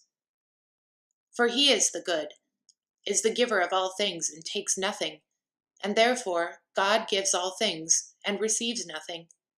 The other title and appellation is the Father, because of his generative force, for it is the part of a father to make. Therefore it has been the greatest and most religious care in this life, to those that are wise and intelligent, to beget children. As likewise it is the greatest misfortune and impiety for any to be separated from men without children. And this man is punished by death by the demons, and the punishment is this: to have the soul of this childless man judged and condemned to a body that neither has the nature of a man nor of a woman, which is an accursed thing under the sun. Therefore, O Aesculapius, never congratulate any man that is childless, but on the contrary pity his misfortune, knowing what punishment abides and is prepared for him. Let so many and such manner of things, O Aesculapius, be said as a certain precognition of all things in nature.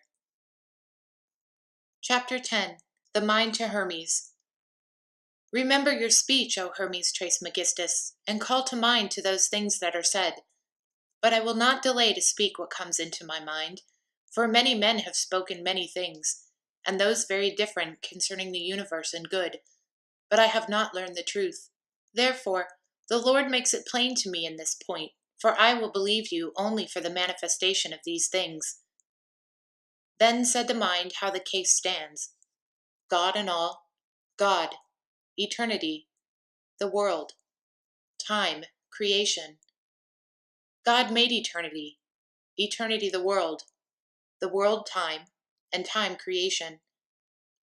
Of God, as it were, the substance, is the good, the fair, the blessedness, wisdom. Of eternity, the identity of self. Of the world, order. Of time, the ability of change. Of creation, life and death. But the operation of God is mind and soul. Of eternity, permanence and immortality. Of the world, restitution and decay. Of time, increase and decrease. And of creation, qualities. Therefore, eternity is in God, the world in eternity, time in the world, and creation in time. And eternity revolves around God. The world is moved in eternity. Time is determined in the world. Creation is done in time. Therefore, the spring and fountain of all things is God. The substance is from eternity. The matter is from the world. The power of God is eternity. And the work of eternity is the world not yet made, and yet continually made by eternity. Therefore shall nothing be at any time destroyed, for eternity is incorruptible. Neither can anything perish or be destroyed in this world, the world being contained and embraced by eternity. But what is the wisdom of God? Even the good and the fair, the blessedness, and every virtue and eternity. Eternity, therefore, put into the matter immortality and permanence, for the generation of that depends on eternity, even as eternity does of God. For generation and time, in heaven and in earth, are of a double nature. In heaven they are unchangeable and incorruptible, but on earth they are changeable and corruptible. And the soul of eternity is God, and the soul of the world eternity, and of the earth heaven. God is in the mind is in the soul in the matter, all things by eternity. All this universal body, in which all bodies are contained, is full of soul, the soul full of mind, the mind full of God. For within he fills them, and without he contains them, giving life to the universe. Without, he gives life to this perfect living thing, the world, and within he creates all living creatures. And above in heaven he abides in identity, but below upon earth he changes creation. Eternity understands the world either by necessity or providence or nature. And if any man shall think any other thing, it is God that operates this whole. But the operation of God is power, to which none may compare anything, either mundane or divine. Therefore, O Hermes, think none of these things below, or the things above, in any way is like unto God. For if you do, you err from the truth.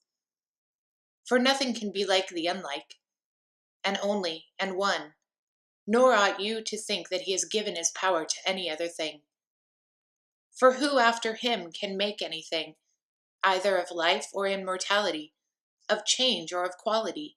And himself, what other things should he make? For God is not idle, for then all things would be idle, for all things are full of God. But there is not anywhere in the world such a thing as idleness, for idleness is a name that implies a thing void or empty, both of source and action itself.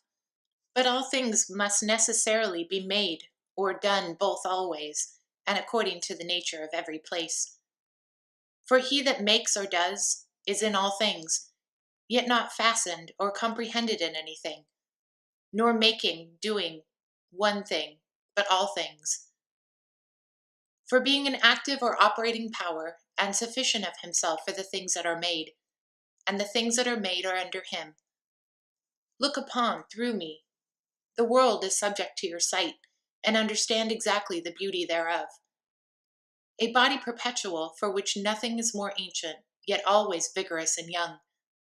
See also the 7 worlds set over us, adorned with an everlasting order, and filling eternity with a different course. For all things are full of light, but the fire is nowhere. For the friendship and opposition of dichotomies and unlike become light shining from the operation of God, the Father of all good, the Prince of all order, and the ruler of the 7 worlds. Look also upon the moon, the forerunner of them all, the instrument of nature, and which changes the matter here below. Behold the earth, the middle of the whole, the firm and stable foundation of the fair world, the freer and nurse of earthly things. Consider, moreover, how great the multitude is of immortal living things, and of mortal ones also, and see the moon going about in the midst of both, to wit, of things immortal and mortal. But all things are full of soul, and all things are properly moved by it. Some things about the heaven, and some things about the earth, and neither of those things on the right hand to the left, nor those on the left hand to the right, nor those things that are above, downward, nor those things that are below, upwards. That all these things are made, O beloved Hermes, you need not learn from me, for they are bodies and have a soul and are moved. And that all these should come together into one is impossible without something to gather them together. Therefore, there must be some such ones, and he altogether one, God. For seeing that the motions are indifferentiated and plural, and the bodies not unlike, and yet one ordered swiftness among them all, it is impossible there should be 2 or more makers. For one order is not kept by many. But in the weaker there would also be jealousy of the stronger, and thence also contentions. And if there were one maker, of mutable mortal living weights, he would desire also to make immortal ones, as he that were the maker of immortal ones would do to make mortal. Moreover, also, if there were two, the matter of being one, who should be chief or have power over the course of events? Or if both of them, which of them the greater part? But I think thus, that every living body has its consistence of matter and soul, and of that which is immortal, and that which is mortal and unreasonable. For all living bodies have a soul, and those things that are not living are only matter by itself. And the soul likewise, of itself drawing near her Maker, is the cause of life and being, and being the cause of life is, after a manner, the cause of immortal things. How then are mortal spirits different from the immortal? Or how cannot he make living spirits that cause immortal things and immortality? That there is somebody that does these things is apparent, and that he is also one, it is also most manifest. For there is one soul, one life, and one matter. Who is this? Who can it be other than the one God? For who else can it benefit to make living things, save only God alone? There is therefore one God. For it is a ridiculous thing to confess the world to be one sun, one moon, one divinity, and yet to have, I know not how many gods. He therefore being one, does all things in many things. And what great thing is it for God to make life and soul and immortality and change, when you yourself do so many things? For you see and hear, smell, taste, and feel, move, understand, and breathe. And it is not one that sees, and another that hears, and another that speaks, another that feels, and another that smells, and another that walks, another that understands, and another that breathes, but one that does all these things. Yet neither can these things possibly be without God. For as you, if thou shalt cease from doing these things, were not a living spirit, so if God should cease from these things, he would no longer be God. For if it be already demonstrated that nothing can be idle or empty, how much more may be affirmed of God? For if there be anything which he does not do, then it is he would be imperfect. Whereas, seeing how he is not idle but perfect, certainly he does all things. Now give yourself unto me, O Hermes, for a little while. You will thus more easily understand that it is the necessary work of God, that all things should be made or done that are done, or were once done, or that shall be done. And this, O best beloved, is life. This is the fair. This is the good. This is God. And if you will understand this by work also, mark what happens to yourself when you procreate. And yet this is not unlike God, for he is not sensible of pleasure, for neither does he have any other fellow workman.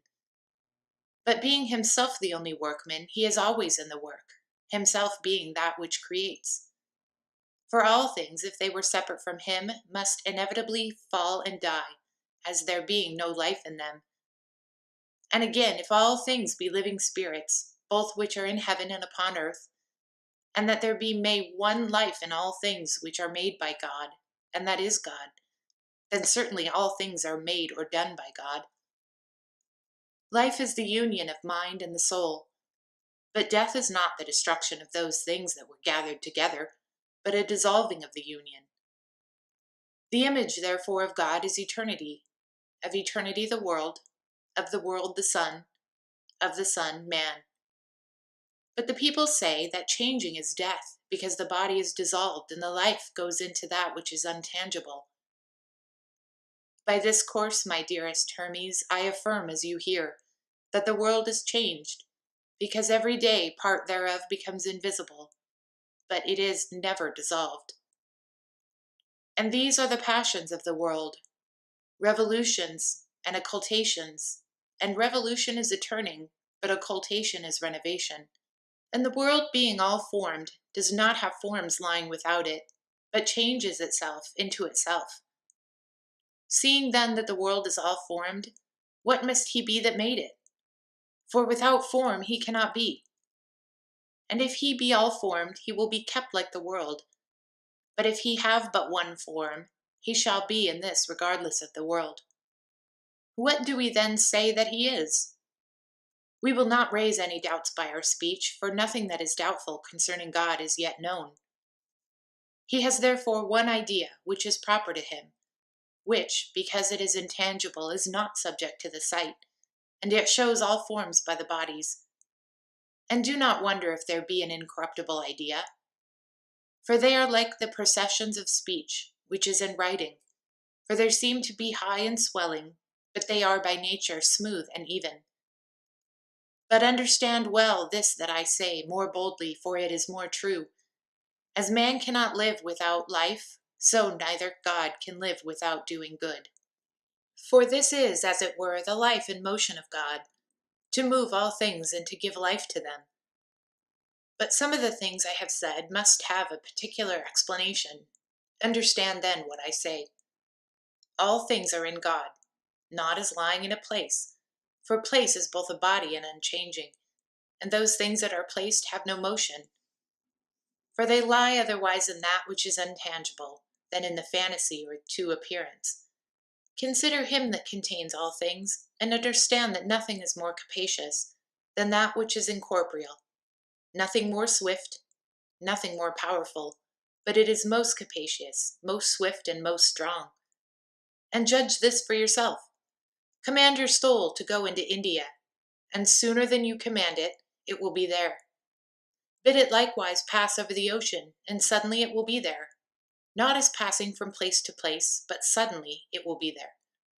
Command it to fly into heaven, and it will not need wings, neither shall anything hinder it, not the fire of the sun, not the ether, not the turning of the spheres, not the body of any other stars, but cutting through it all, it will fly up to the last and furthest body. And if you even wish to break the whole, and see those things that are without the world, you are able to do so. Behold, how great power, how great swiftness you have. Can you do all things, and God cannot? After this manner, therefore, contemplate God to have all the whole world to himself, as it were, all thoughts or intellects. If therefore you do not equal yourself to God, you cannot understand God, for the like is intelligible by the like. Increase yourself unto an immeasurable greatness, leaping beyond every body and transcending all time. Become eternity, and then you understand God.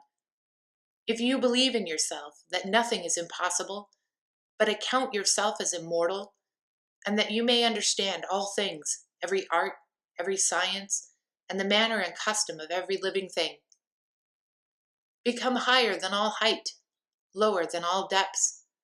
Comprehend in yourself the qualities of all creatures, of the fire, the water, the dry and moist, and conceive likewise that you can at once be everywhere, in the sea, in the earth. Then you will at once understand yourself, yet not begotten in the womb, young, old, to be dead, the things after death, and all these together, as also times, places, deeds, qualities, quantities, or else you cannot yet understand God. But if you shut up your soul in the body and abuse it, and say, I understand nothing, I can do nothing, I am afraid of the sea, I cannot climb up to heaven, I know not who I am, I cannot tell what I shall be, what do you have to do with God? For you may understand none of those fair and good things, and still be a lover of the body and evil. For it is the greatest evil not to know God. But to be able to know and to will and to hope is the straight way, the divine way, proper to the good. And it will everywhere be with you, and everywhere be seen of you, plain and easy. When you do not expect or look for it, it will meet you walking, sleeping, sailing, traveling, by night, by day, when you speak, and when you are silent. For there is nothing which is not the image of God. And yet you say God is invisible. But be advised, for who is more manifest than he? For therefore he has made all things, that you by all things may see him. This is the good of God. This is the virtue, to appear and to be seen in all things. There is nothing invisible, no, not of these things that are incorporeal. The mind is seen in understanding, and God is seen in doing or making. Let these things thus be made manifest unto you, O Trismegistus. Understand in like manner all other things by yourself, and you may not be deceived. Chapter 11. Of the Common Mind, to Tat. The mind, O Tat, is of the very essence of God, if yet there be any essence of God. What kind of essence that is, he alone knows himself exactly. The mind, therefore, is not cut off or divided from the essence of God, but united as the light of the sun. And this mind in men is God, and therefore are some men divine, and their humanity is near divinity. For the good demon are called the gods, immortal men, and men mortal gods. But in the brute beast or unreasonable living spirits, the mind is their nature. For where there is a soul, there is the mind, as where there is life, there is also a soul. In living creatures, therefore, that are without reason, the soul is life, void of the operations of the mind. For the mind is the benefactor of the souls of men, and works to the proper good. And in unreasonable things it cooperates with the nature of every one of them, but in men it works against their nature. For the soul being in the body is straightway made evil by sorrow, and grief and pleasure. For grief and pleasure flow like juices from the body. Thus, when the soul enters or descends, she is moistened and tinctured with them. As many souls, therefore, as the mind controls, to them it shows its own light, resisting their propositions or presumptions. As a good physician grieves the body, possessed of by a disease, by burning or lancing it for health's sake. After the same manner also the mind grieves the soul, by drawing it out of pleasure, from whence every disease of the soul comes. But the great disease of the soul is atheism, because that opinion follows to all evil and no good. Therefore, the mind resisting, it procures good to the soul, as a physician to the body. But as many souls of men as do not admit or entertain the mind for their governor, do suffer the same thing the souls of unreasonable living things does. For the soul being a cooperator with them, permits or leaves them to their concupiscence, by which they are carried by the power of their appetite, and so tend to brutishness. And as brute beasts, they are angry without reason, and they desire without reason and never cease, nor are they satisfied with evil. For unreasonable angers and desires are the most exceeding evils. And therefore God set the mind over there, to give revenge and reproach to them. Tat remarked, "Hear, O father, that discourse of fate of destiny which you told me is in danger of being overthrown. For if it be fatal for any man to commit adultery or sacrilege, or do any evil, he is punished, though he of necessity do the work of fate or destiny." He replied, "All things, O son, are the work of fate, and without it it can be no bodily thing, either good or evil, be done. For it is decreed by fate that he does any evil should also suffer for it. And therefore he does it, that he may suffer that which he suffers because he did it. But for the present, forsake that speech concerning evil and fate, for at other times we have spoken of it. Now our discourse is about the mind and what it can do, and how it differs, and is in men such as a one, but in brute beast rather is changed. And again in brute beasts it is not beneficial, but in men it is, by quenching both their anger and concupiscence. And of men you must understand, some be rational, or governed by reason, and some irrational. But all men are subject to fate, and to generation and change, for these are the beginning and end of fate or destiny. And all men suffer these things that are decreed by fate.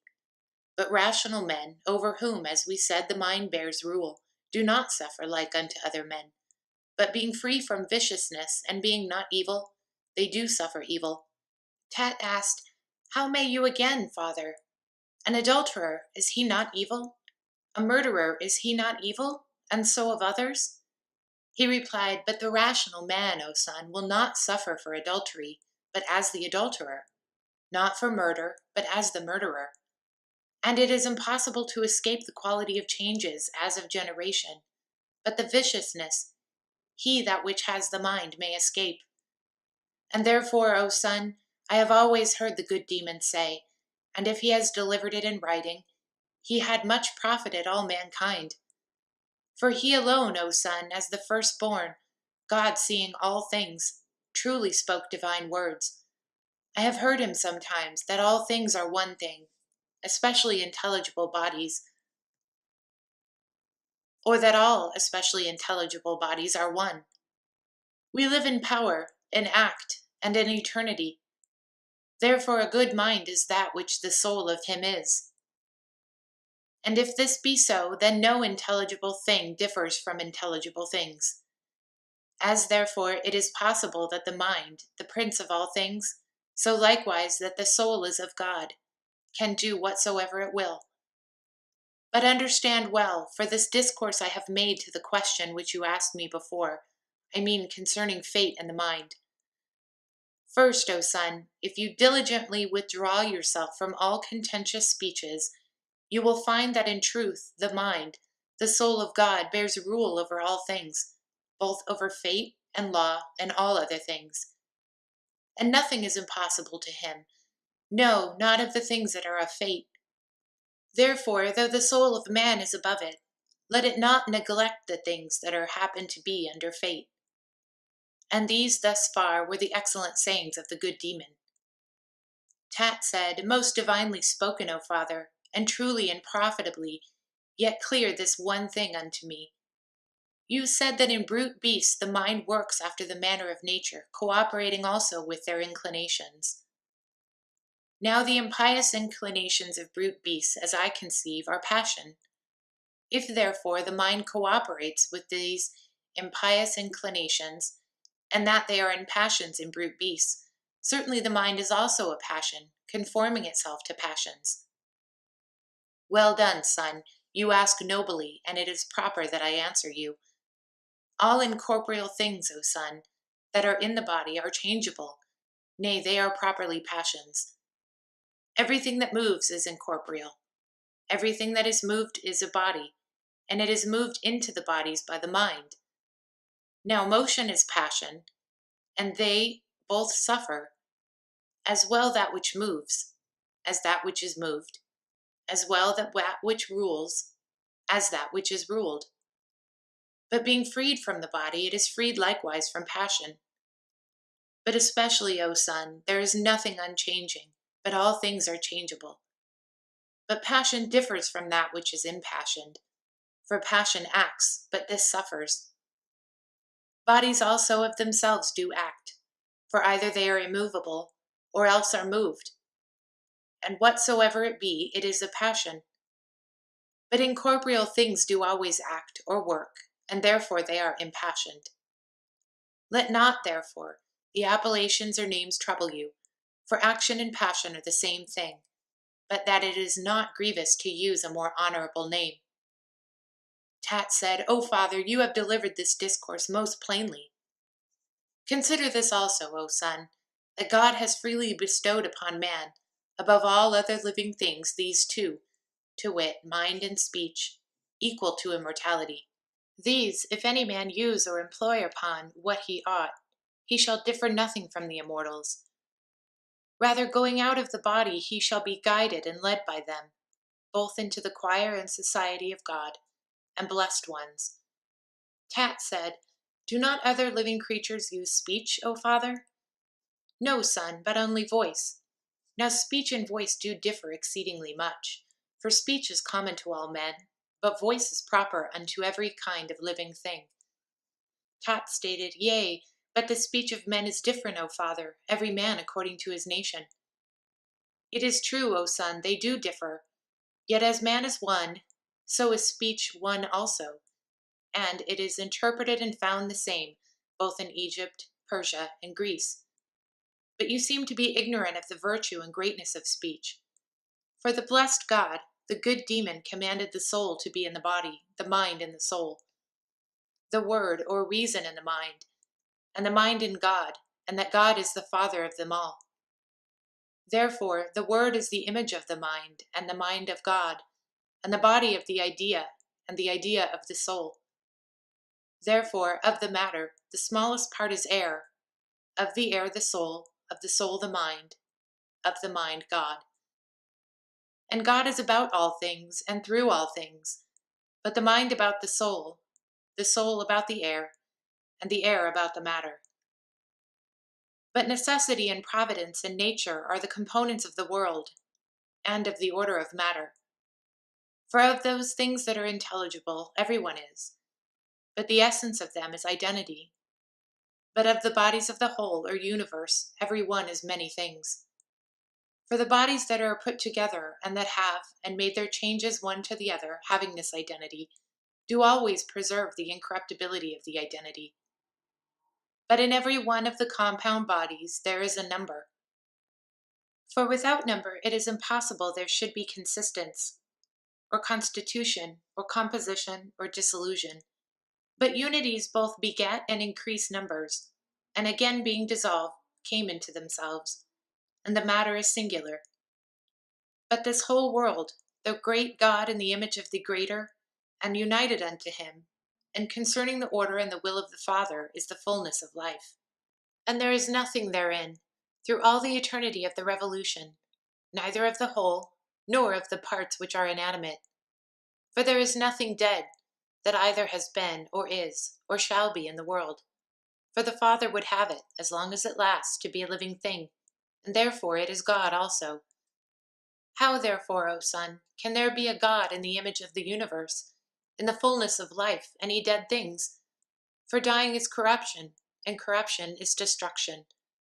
How then can any part of the incorruptible be corrupted, or of God be destroyed? Tat said, Therefore, O Father, do not the living things in the world die, though they be parts thereof? He replied, Be wary of your speech, O Son, and not be deceived in the names of things. For they do not die, O Son, but as compound bodies they are dissolved. But dissolution is not death, and they are dissolved, nor that they may be destroyed, but that they may be reincarnated.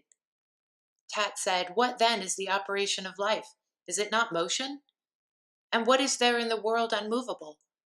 Nothing at all, O Son. Tat said, Why? Why do you not consider the world immovable, O Father? No, but subject to many motions, though after a manner it alone be stable. What a ridiculous thing it were that the nurse of all things should be immovable, which carries and brings forth all things. For it is impossible that anything that brings forth should bring forth without motion. And a ridiculous question it is, whether the fourth part of the whole be idle. For the word immovable, or without motion, signifies nothing else but idleness. Know generally, O Son, that whatsoever is in the world is moved either according to augmentation or diminution. But that which is moved is alive, yet it is not necessary that a living thing should be or continue the same. For while the whole world is together, it is unchangeable, O Son, but all the parts thereof are changeable. Yet nothing is corrupted or destroyed, or quite abolished, but the names trouble those who would ponder them. For generation is not life, but sense, neither is change death, but forgetfulness, or rather, occultation and lying hid. For generation it is not a creation of life, but a production of things to sense, and making them manifest. Neither is change death, but an occultation of hiding that which was. These things being so, all things are immortal, matter, life, spirit, soul, mind, wherever of living things consist. Every living thing, therefore, is immortal because of the mind, but especially man, who both receives God and converses with him. For with this living spirit alone is God familiar, in the night by dreams, in the day by symbols or signs. And by all things does he foretell him of things to come, by birds, by the spirit or wind, and by an oak. Wherefore also man professed to know things that have been, things that are present, and things to come. Consider this also, O Son, that every other living creature goes upon one part of the world, swimming things in the water, land spirits upon the earth, flying fowls in the air. But man uses all these, the earth, the water, the air, and the fire. Nay, he sees and touches heaven by his senses. But God is both about all things and through all things, for he is both act and potential to act. It is no hard thing, O Son, to understand God. And if you wish also to see him, look upon the necessity of things that appear, and the providence of things that have been and are done. See the matter being most full of life, and so great a God moved with all good and fair, both gods and demons and man. Tat said, "But these, O Father, are holy acts or operations." He replied, "If they be therefore holy acts or operations, O Son, by whom are they acted or operated but by God? Or are you ignorant that as parts of the world are heaven and earth, and water and air, after the same manner the members of God are life, and immortality, and eternity, and spirit, and necessity, providence, and nature, soul and mind, and the persistence of all these which is called good? And there is not anything of all that has been, and all that is, where God is not. What in matter, O Father? The matter, O Son, what is it without God, that you should ascribe a proper place to it? Or what do you think it to be? Peradventure some heap that is not actuated or operated. But if it be actuated, by whom is it actuated? For we have said that operations are the parts of God. By whom are all living things given life? And the immortal, by whom are they immortalized? The things that are changeable, by whom are they changed? Whether you are speaking of matter or body or essence, know that all of these are acts of God, and that the act of matter is a material state, and of the bodies a corporeal state, and of essence an ethereal state, and this is God the whole. And in the whole there is nothing that is not God. Wherefore about God there is neither greatness, place, quality, figure, or time, for he is all, and the all, through all, and about all. This word, O Son, worship and adore, and the only service of God is not to be evil. Chapter 12. His crater, or Mones. The workman made this universal world, not with his hands, but with his word. Therefore thus think of him as present everywhere, and being always, and making all things, and one above, that by his will has framed the things that are. For that is his body, not tangible, nor visible, nor measurable, nor extensible, nor like any other body.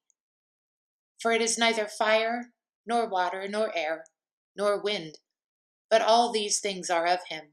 For being good, he has dedicated that name unto himself alone. But he would also adorn the earth, but with the ornament of a divine body. And he sent man both an immortal and mortal spirit. And man had more than all living creatures and the world because of his speech and mind. For man became the observer of the works of God, and wondered and acknowledged the Maker. For he divided speech among all men, but not mind, and yet he envied not any.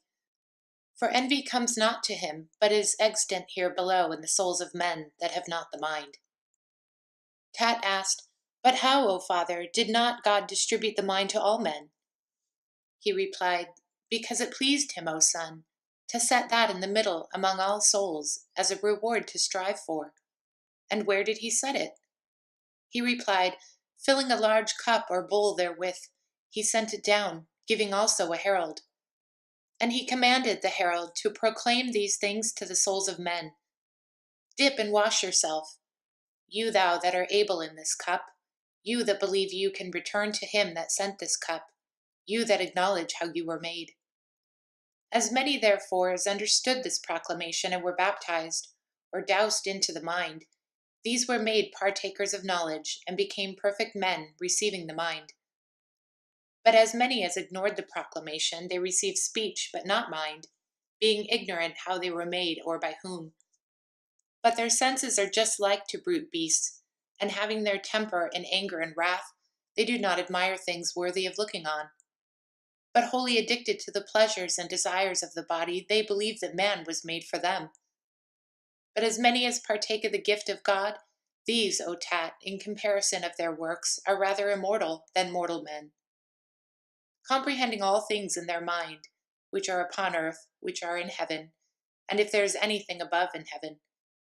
And lifting up themselves so high, they see the good, and seeing it, they account a miserable calamity to make their home here below.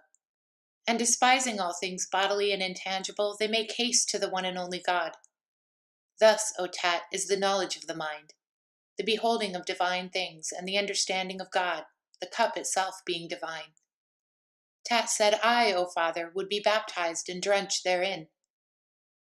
Except you first hate your body, O son, you may not love yourself, but loving yourself you will have the mind, and having the mind you may also partake in the knowledge. Tat asked, What do you mean, O Father? Because it is impossible, O son, to be conversant among things mortal and divine. For the things that are, being two bodies, and things incorporeal, wherein is the mortal and the divine, the choice of either is left to him that will choose, for no man can choose both. And of whichever the choice is made, the other being diminished or overcome, increases the operation of the other. The choice of the better, therefore, is not only best for him that chooses it, by defying man, but it also shows piety and religion towards God. But the choice of the worst destroys a man, but does nothing against God, save superficially when they come abroad. They cannot do anything themselves but hinder. After the same manner also do these make fantasies in the world, being seduced by the pleasures of the body. These things being so, O Tat, things that have been and are so plenteous in being ministered to us from God, let them also proceed from us, without any scarcity or sparing. For God is guiltless, but we are the causes of evil, preferring them before the good. You see, O son, how many bodies we must go beyond, and how many choirs of demons, and what continuity and courses of stars, that we may make haste to the one and only God. For the good is not to be transcended.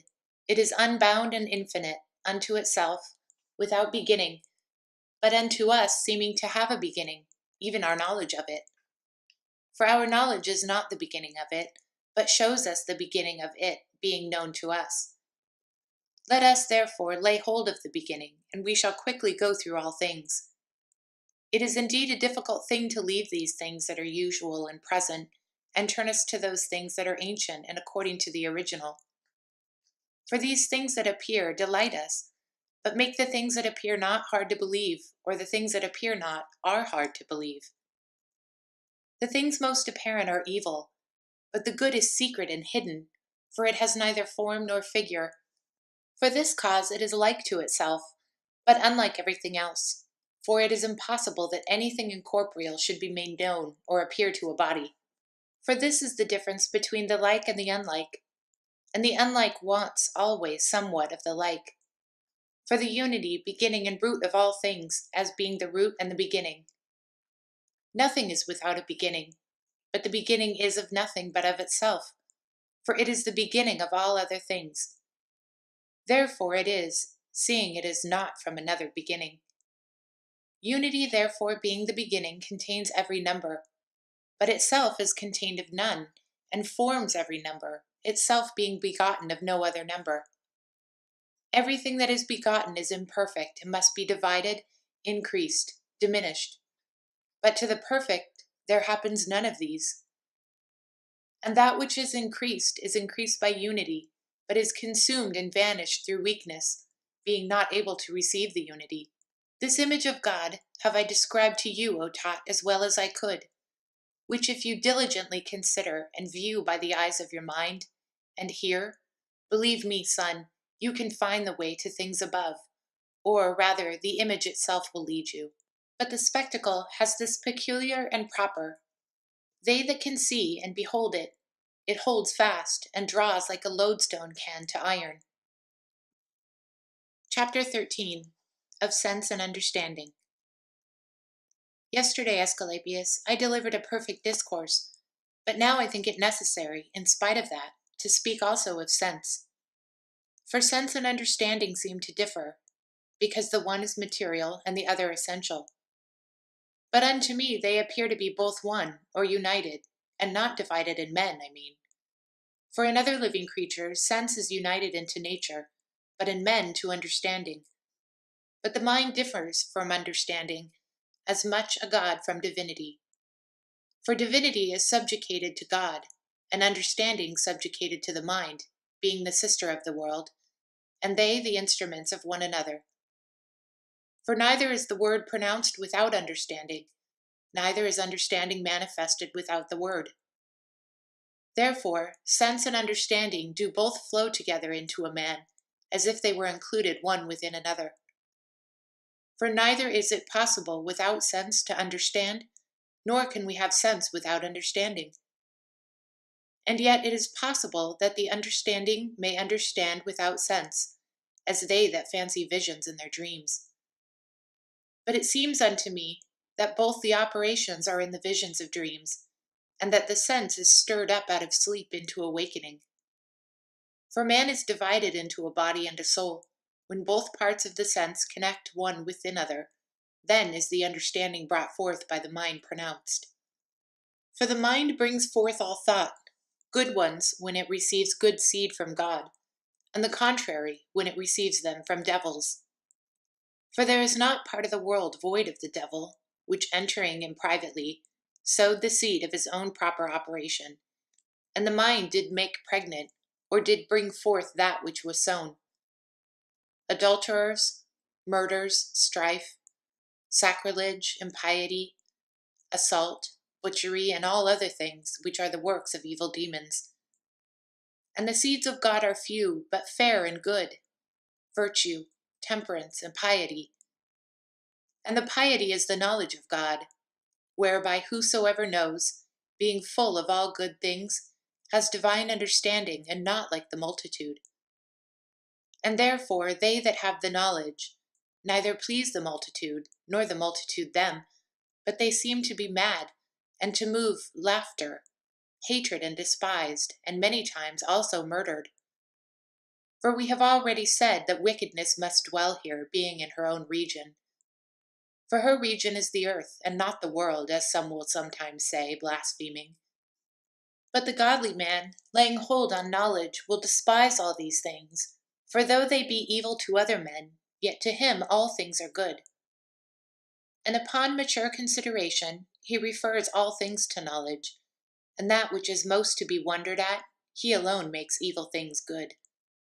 But I return again to my discourse of sense. It is, therefore, a thing proper to man, to communicate and conjoin sense and understanding. But every man, as I said before, does not enjoy understanding, for one man is material, another essential. And he that is material with wickedness, as I said, received from the devils the seed of understanding. But they that are with the good essentially listen to God. For God is the workman of all things, and when he works, he uses nature. He makes all things good like himself. But these things that are made good are in the use of operation unlawful. For the motion of the world, stirring up generations, makes qualities, infesting some with wickedness, and purifying some with good. And the world, Asclepius, contains a peculiar sense and understanding, not like to man's, nor to various or manifold, but a better and more simple. For the sense and understanding of the world is one, in that it makes all things, and unto them again into itself, for it is the instrument of the will of God.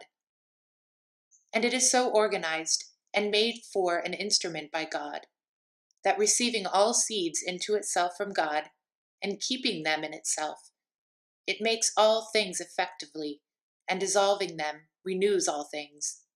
And therefore, like a good husband of life, when things are dissolved or loosened, he affords, by the casting of seeds, renovation to all things that grow.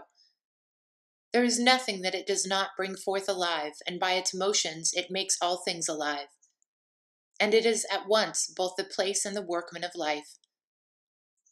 But the bodies are from the matter, in a different manner, and some are of earth, some of water, some of air, some of fire, and all are compounded, but some are more compounded, and some are more simple. They that are compounded are the heavier, and they that are the less are the higher.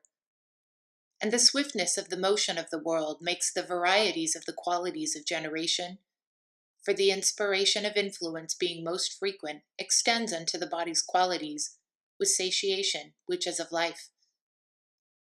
Therefore God is the Father of the world, but the world is father of the things of the world.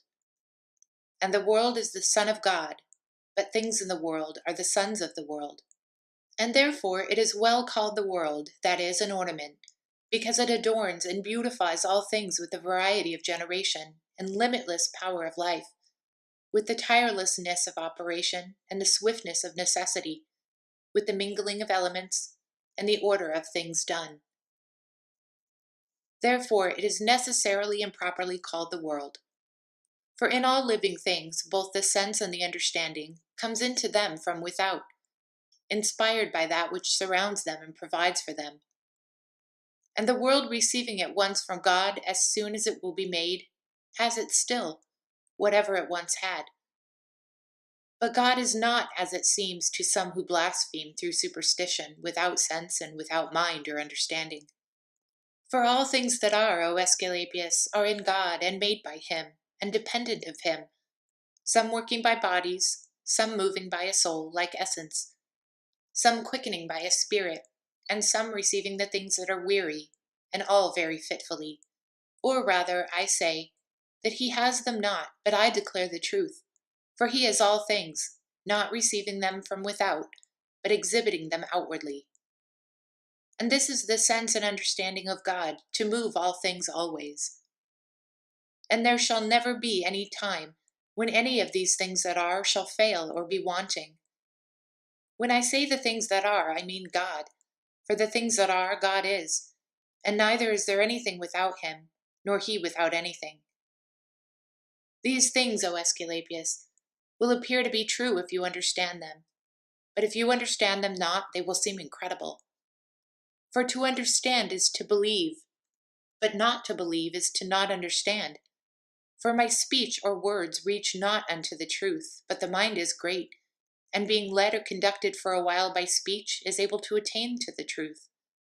And understanding all things round about, and finding them constant and agreeable to those things that were delivered and interrupted by speech, believe, and in that good belief rest. To them, therefore, that understand the things that have been said of God, they are credible, but to them that understand them not, incredible. And let these, and thus many things, be spoken concerning understanding and sense. Chapter 14, of Operation and Sense. Tat said, "You have well explained these things, O Father. Teach me furthermore these things, for you said that science and art were the operations of the rational. But now you say that beasts are unreasonable, and for want of reason are called brutes, so that this reason, it must needs follow, that unreasonable creatures partake not of science or art, because they come short of reason. It must needs be, O son." He continued, "Why then, O Father, do we see some unreasonable living creatures using both science and art, as the ants hoard up themselves food against winter, and fowls of the air likewise make them nests, and creeping things beasts know their own dens? These things they do, O son, not by science or art, but by nature. For science and art are things that are taught, but none of these brute beasts are taught any of these things. But these things being natural unto them are wrought by nature, whereas art and science do not happen unto all, but unto some. As men are musicians, but not all, neither are all archers or huntsmen or the rest, but some of them had learned something by the working of science or art. After the same manner also, if some ants did so and some not, you would thus well say they gather their food according to science and art. But being they are all led by nature to the same thing, even against their will, it is manifest that they do not do it by science or art. For operations, O Tat, being intangible, are in bodies, and work by bodies. Wherefore, O Tat, inasmuch as they are intangible, we must say they are immortal. But inasmuch as they cannot act without bodies, I say they are always in a body. For those things that are to anything, or for the cause of anything made subject to providence or necessity, cannot possibly remain idle of their own proper operation. For that which is shall ever be, for both the body and the life of it is the same.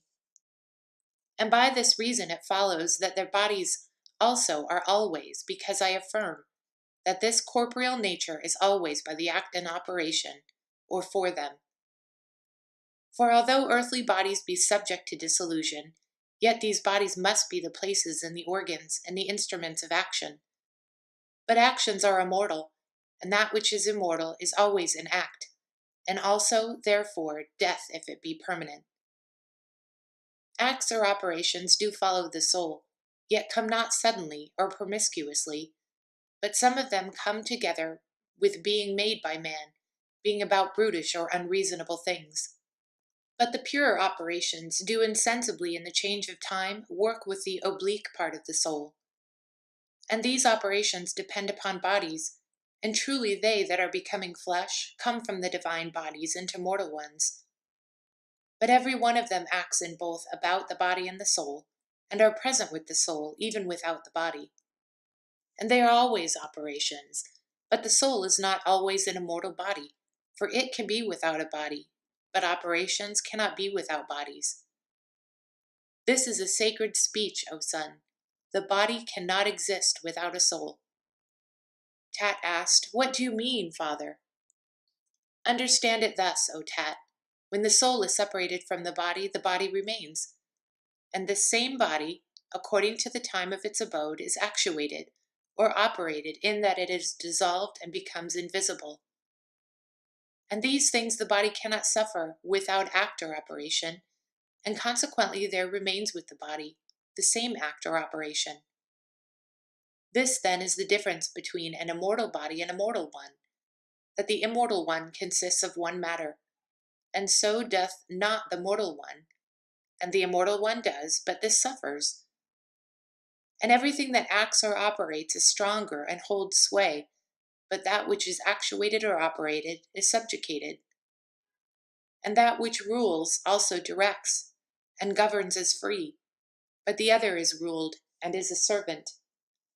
Acts do not only act or operate, living or breathing, or insulated within living bodies, but also corpses, or without souls, wood and stones and such like, increasing and bearing fruit, ripening, corrupting, rotting, putrefying and breaking, or working such like things, and whatsoever inanimate bodies can suffer. Act or operation, O son, is called whatsoever is, or is made or done, and there are always many things made, or rather all things. For the world is never widowed or forsaken of any of these things that are, but being always carried or moved in itself, it is in labor to bring forth the things that are, which shall never be left by it to corruption. Let therefore every act or operation be understood to be always immortal, in what manner of body soever it be.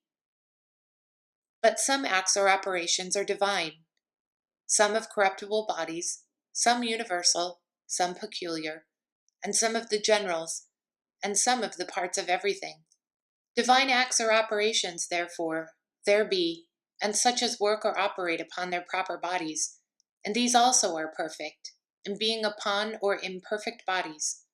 Particular are they which work by any of the living creatures. Proper be they that work upon any of the things that are. By this discourse, therefore, O son, it is gathered that all things are full of operations. For if necessarily they be in every body, and that there may be bodies in the world, I may very well affirm that there may be other acts or operations. For many items in one body there is one, and a second and a third, besides these universal ones that follow. And universal operations, I call them that are indeed bodily, and are done by the senses and motions. For without these it is impossible that the body should exist. But other operations are proper to the souls of men, by arts, sciences, studies, and actions. The senses also follow these operations, or rather are the effects of them. Understand, therefore, O son, the difference of operations. It is sent from above. But sense being in the body, and having its essence from it, when it receives act or operation, manifests it, making it, as it were, corporeal. Therefore I say that the senses are both corporeal and mortal, having so much existence as the body, for they are born with the body and die with it. But mortal things themselves have not sense, as not consisting of such an essence. For sense can be of no other than a corporeal apprehension, either of evil or good, that comes to the body. But to external bodies there is nothing which comes, nothing which departs. Therefore it is no sense in them. Tat asked, "Does the sense therefore perceive or apprehend in every body?" "In every body, O son." He continued, "And do the acts or operations work in all things?" "Even in things inanimate, O son. But there are differences of senses. For the senses of things rational are with reason, of things unreasonable, corporeal only. But the senses of things inanimate are passive only, according to augmentation and diminution. But passion and sense depend both upon one head, or spirit, and are gathered together into the same by acts or operations. But in living spirits there be two other operations that follow the senses and passions, to wit, grief and pleasure. And without these, it is impossible that a living spirit, especially a reasonable one, should perceive or apprehend. And therefore I say that these are the ideas of passion that bear rule, especially in reasonable living spirits. The operations work indeed, but the senses do declare and manifest the operations, and they, being bodily, are moved by the brutish parts of the soul. Therefore I say they are both malevolent and doers of evil. For that which affords the sense to rejoice with pleasure, it thus the cause of many evils happening to him that suffers it. But sorrow gives stronger torments and anguish. Therefore doubtless are they both malevolent. The same may be said of the sense of soul. Tat asked, "Is not the soul incorporeal, and the sense a body, father? Or is it rather in the body?" "If we put it in a body, O son, we shall make it like the soul, or the operations, for these being intangible, we say, are in bodies. But sense is neither operation nor soul, nor anything else that belongs to the body. But as we have said, and therefore it is not incorporeal. And if it be not incorporeal, it must need a body. For we always say that of things that are, some are bodies, and some are incorporeal." Chapter 15. Of Truth, to his son Tat. Of truth, O Tat, it is not possible that man, being an imperfect being, compounded of imperfect members, and having his tabernacle consisting of different and many bodies, should speak with any confidence. But as far as it is possible and just, I say that truth is only in eternal bodies, whose very bodies are also true.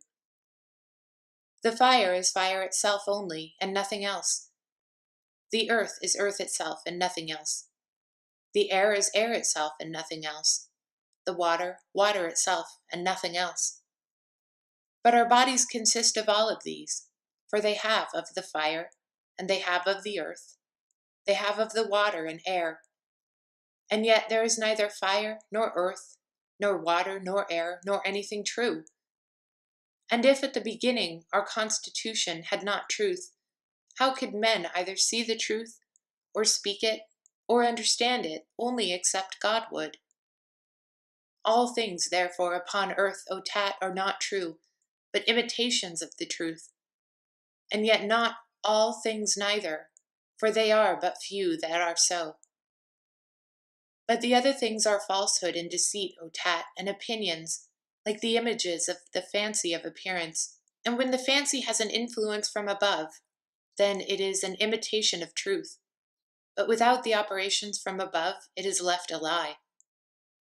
And as an image shows the body described, and yet it is not the body of that which is seen, as it seems to be, and it is seen to have eyes, but it sees nothing, and ears, but it hears nothing at all, and all other things have the likeness thereof, but they are false, deceiving the eyes of the beholder, whilst they think they see the truth, and yet they are indeed but lies. And many, therefore, as see not falsehood, see the truth.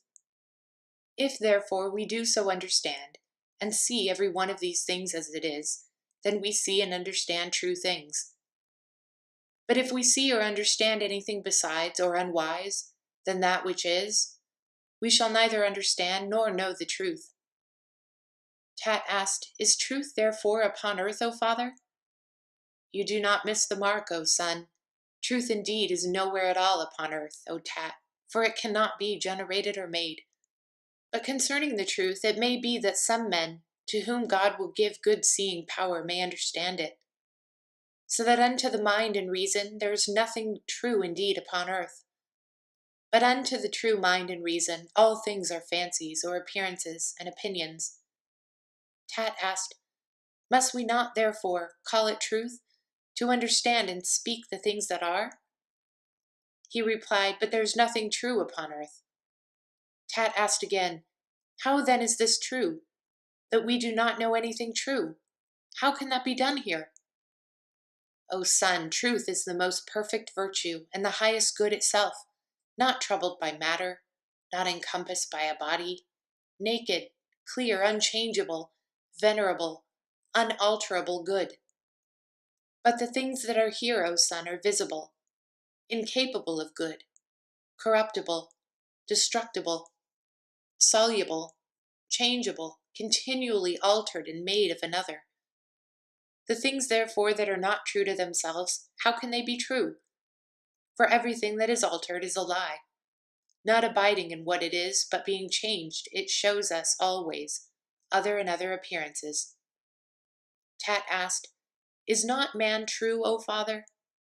As far forth as he is a man, he is not true, O son.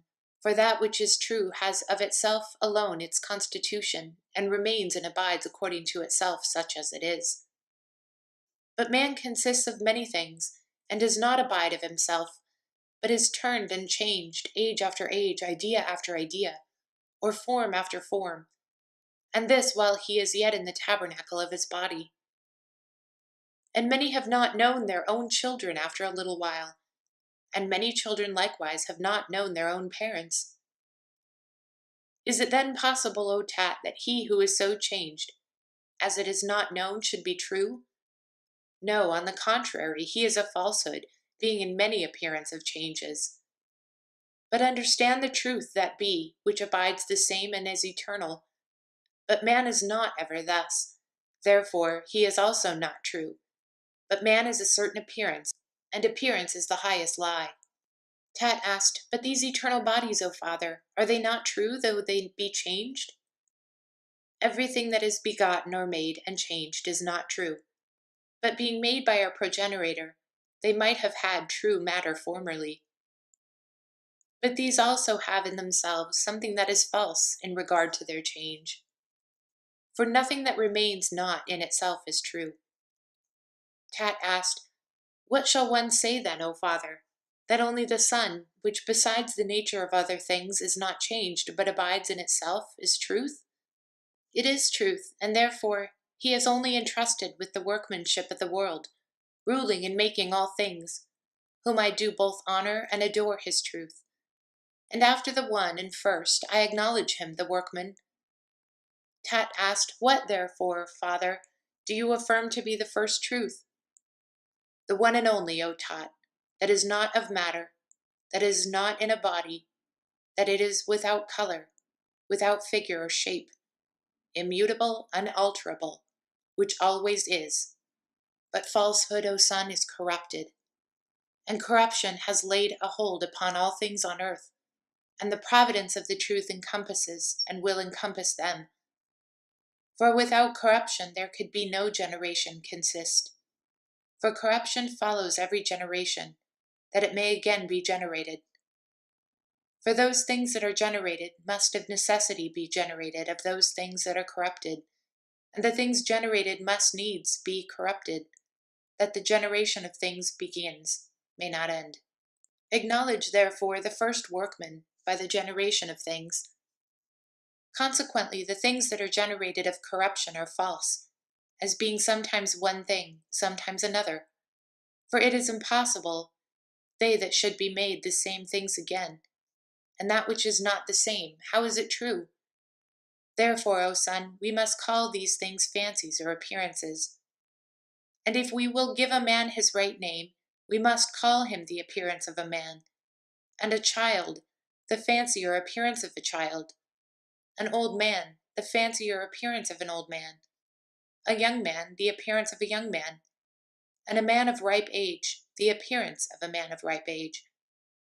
For neither is a man, nor a child, nor a young man, nor an old man, but the things that are pre-exist, and that being changed are false. These things understand thus, O son, as these false operations, having their dependence from above, even of truth itself. Which being so, I do affirm that falsehood is the work of the truth. Chapter 16. That none of the things that are certain can perish. We must now speak of the soul and body, O son, after what manner the soul is immortal, and what operation that is which constitutes the body and dissolves it. But in none of these is death, for it is a conception of a name, which is either an empty word, or else it is wrongly called death by taking away the first letter instead of immortality. For death is destruction, but there is nothing in the whole world that is truly destroyed. For if the world be a second God, and an immortal living spirit, it is impossible that any part of an immortal living spirit should die. But all things that are in the world are members of the world, especially man, the reasonable living spirit therein. For the first of all is God, the eternal, the unmade, and the workman of all things. The second is the world, made by him, after his own image, and by him held together and nourished, and immortalized, and as from its own Father, ever living. So that as immortal, it is ever living and ever immortal. For that which is ever living differs from that which is eternal. For the eternal was not begotten or made by another, and if it were begotten or made, yet it was made by itself, not by another, but it is always made. For the eternal, as it is eternal, is the universe. For the Father himself is eternal of himself, but the world was made by the Father, ever living and immortal. And as much matter as there was laid upon by him, the Father made it all into a body, and swelling it, made it round like a sphere, imbued with it quality, being itself immortal, and having an eternal material state. The Father, being full of ideas, sowed qualities in the spheres, and shut them up as in a circle, deliberating to beautify with every quality that which afterwards should be made. Then clothing the universal body with immortality, lest the matter, if it would depart from this composition, should be dissolved into its own disorder. For when the matter was incorporated, O son, it was disordered, and it hath here the same confusion always, resolved about other little things, imbued with qualities, in point of augmentation and diminution, which men call death, being indeed a disorder happening about earthly living spirits. For the bodies of heavenly things having one order, which they have received from the Father at the beginning, and is by the saturation of each of them kept indestructible. But the saturation of earthly bodies is their consistence, and their dissolution restores them into incorruptibility, that is, immortality. And so there is made a privation of sense, but not a destruction of bodies. Now the third living spirit is man, made after the image of the world, and having by the will of the Father a mind above other earthly spirits. And he does not only have a sympathy with the second God, but also an understanding of the first. For the second God he apprehends as a body, but the first he understands as incorporeal and the mind of the good. Tat asked, And does not this living spirit perish? Speak advisedly, O son, and learn what God is, what the world is, what an immortal spirit is, and what a destructible one is. And understand that the world is of God, and in God, but man of the world, and in the world. The beginning and end and consistence of all is God. Chapter 17. To Aesculapius, to be truly wise. Because you, O Tat, in your absence, need to learn the things of nature that are, he would not suffer me to give over until I was forced to discourse to him many things at large, that his contemplation might from point to point be more easy and successful. But to you I have thought good to write a few words, choosing out the principal heads of the things that spoken, and to interpret them more mystically, because you have both more years and more knowledge of nature. All things that appear were made and are made. Those things that are made and not made by themselves, but by another. And there are many things made, but especially all things that appear and like which are different and not alike. And the things that be made and done by another. There must be one that must make and do them, and he unmade and more ancient than the things that are made. For I affirm that the things that are made to be made by another, and it is impossible that of the things that are made any should be made more ancient than all, but only that which is never created. He is stronger and is singular, and only knowing all things indeed, as not having anything more ancient than himself. For he bears rule, both over multitude and greatness, and the diversity of things that are made, and the continuity of reality and of the operation. Moreover, the things that are made are visible, but he is invisible, and for this cause he makes them, that he may be made visible, and therefore he makes them always. Thus it is fit to understand, and understanding to admire, and admiring to think yourself happy that you know your natural father. For what is sweeter than a natural father? Who, therefore, is this, or how shall we know him? Or is it just to ascribe unto him alone the title and appellation of God, or of the Maker, or of the Father, or all three? That of God because of his power, the Maker, because of his working and operation, and the Father because of his goodness. For power is different from the things that are made, but act or operation in that all things are made. Wherefore, letting go all much and vain talking, we must understand these two things, that which is made, and him which is the maker. For there is nothing in the middle between these two, nor is there any third. Therefore, understanding all things, remember these two, and think that there are all things, putting nothing into doubt, neither of the things above, nor of the things below, neither of things changeable, nor things that are in darkness or in secret. For all things are but two things, that which makes, and that which is made, and one of them cannot depart or to be divided from the other. For neither is it possible that the maker should be without the thing made, for either of them is the same thing. Therefore cannot the one of them be separated from the other, any more than a thing can be separated from itself. For if he that makes is nothing else but that which makes alone, simple, uncompounded, it is of necessity that he makes the same thing to himself, to whom it is the generation of him that makes to be also all that is made.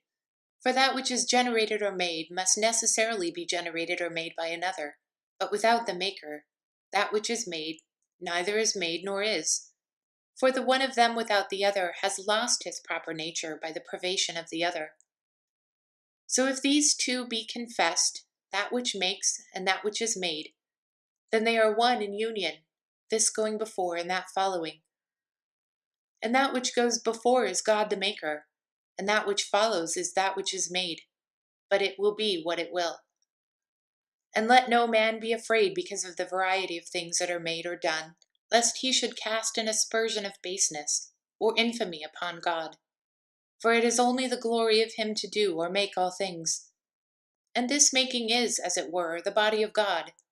And to him that makes or does anything, there is nothing evil or filthy to be imputed, or there is nothing thought evil or filthy. For these are passions that follow generation, as rust follows copper, or as excrement does the body. But neither did the smith make the rust, nor the maker of the filth, nor God the evilness, but the vicissitude of generation makes them, as it were, to blossom out. For this cause did make the change to be, as one should say, the purging of generation.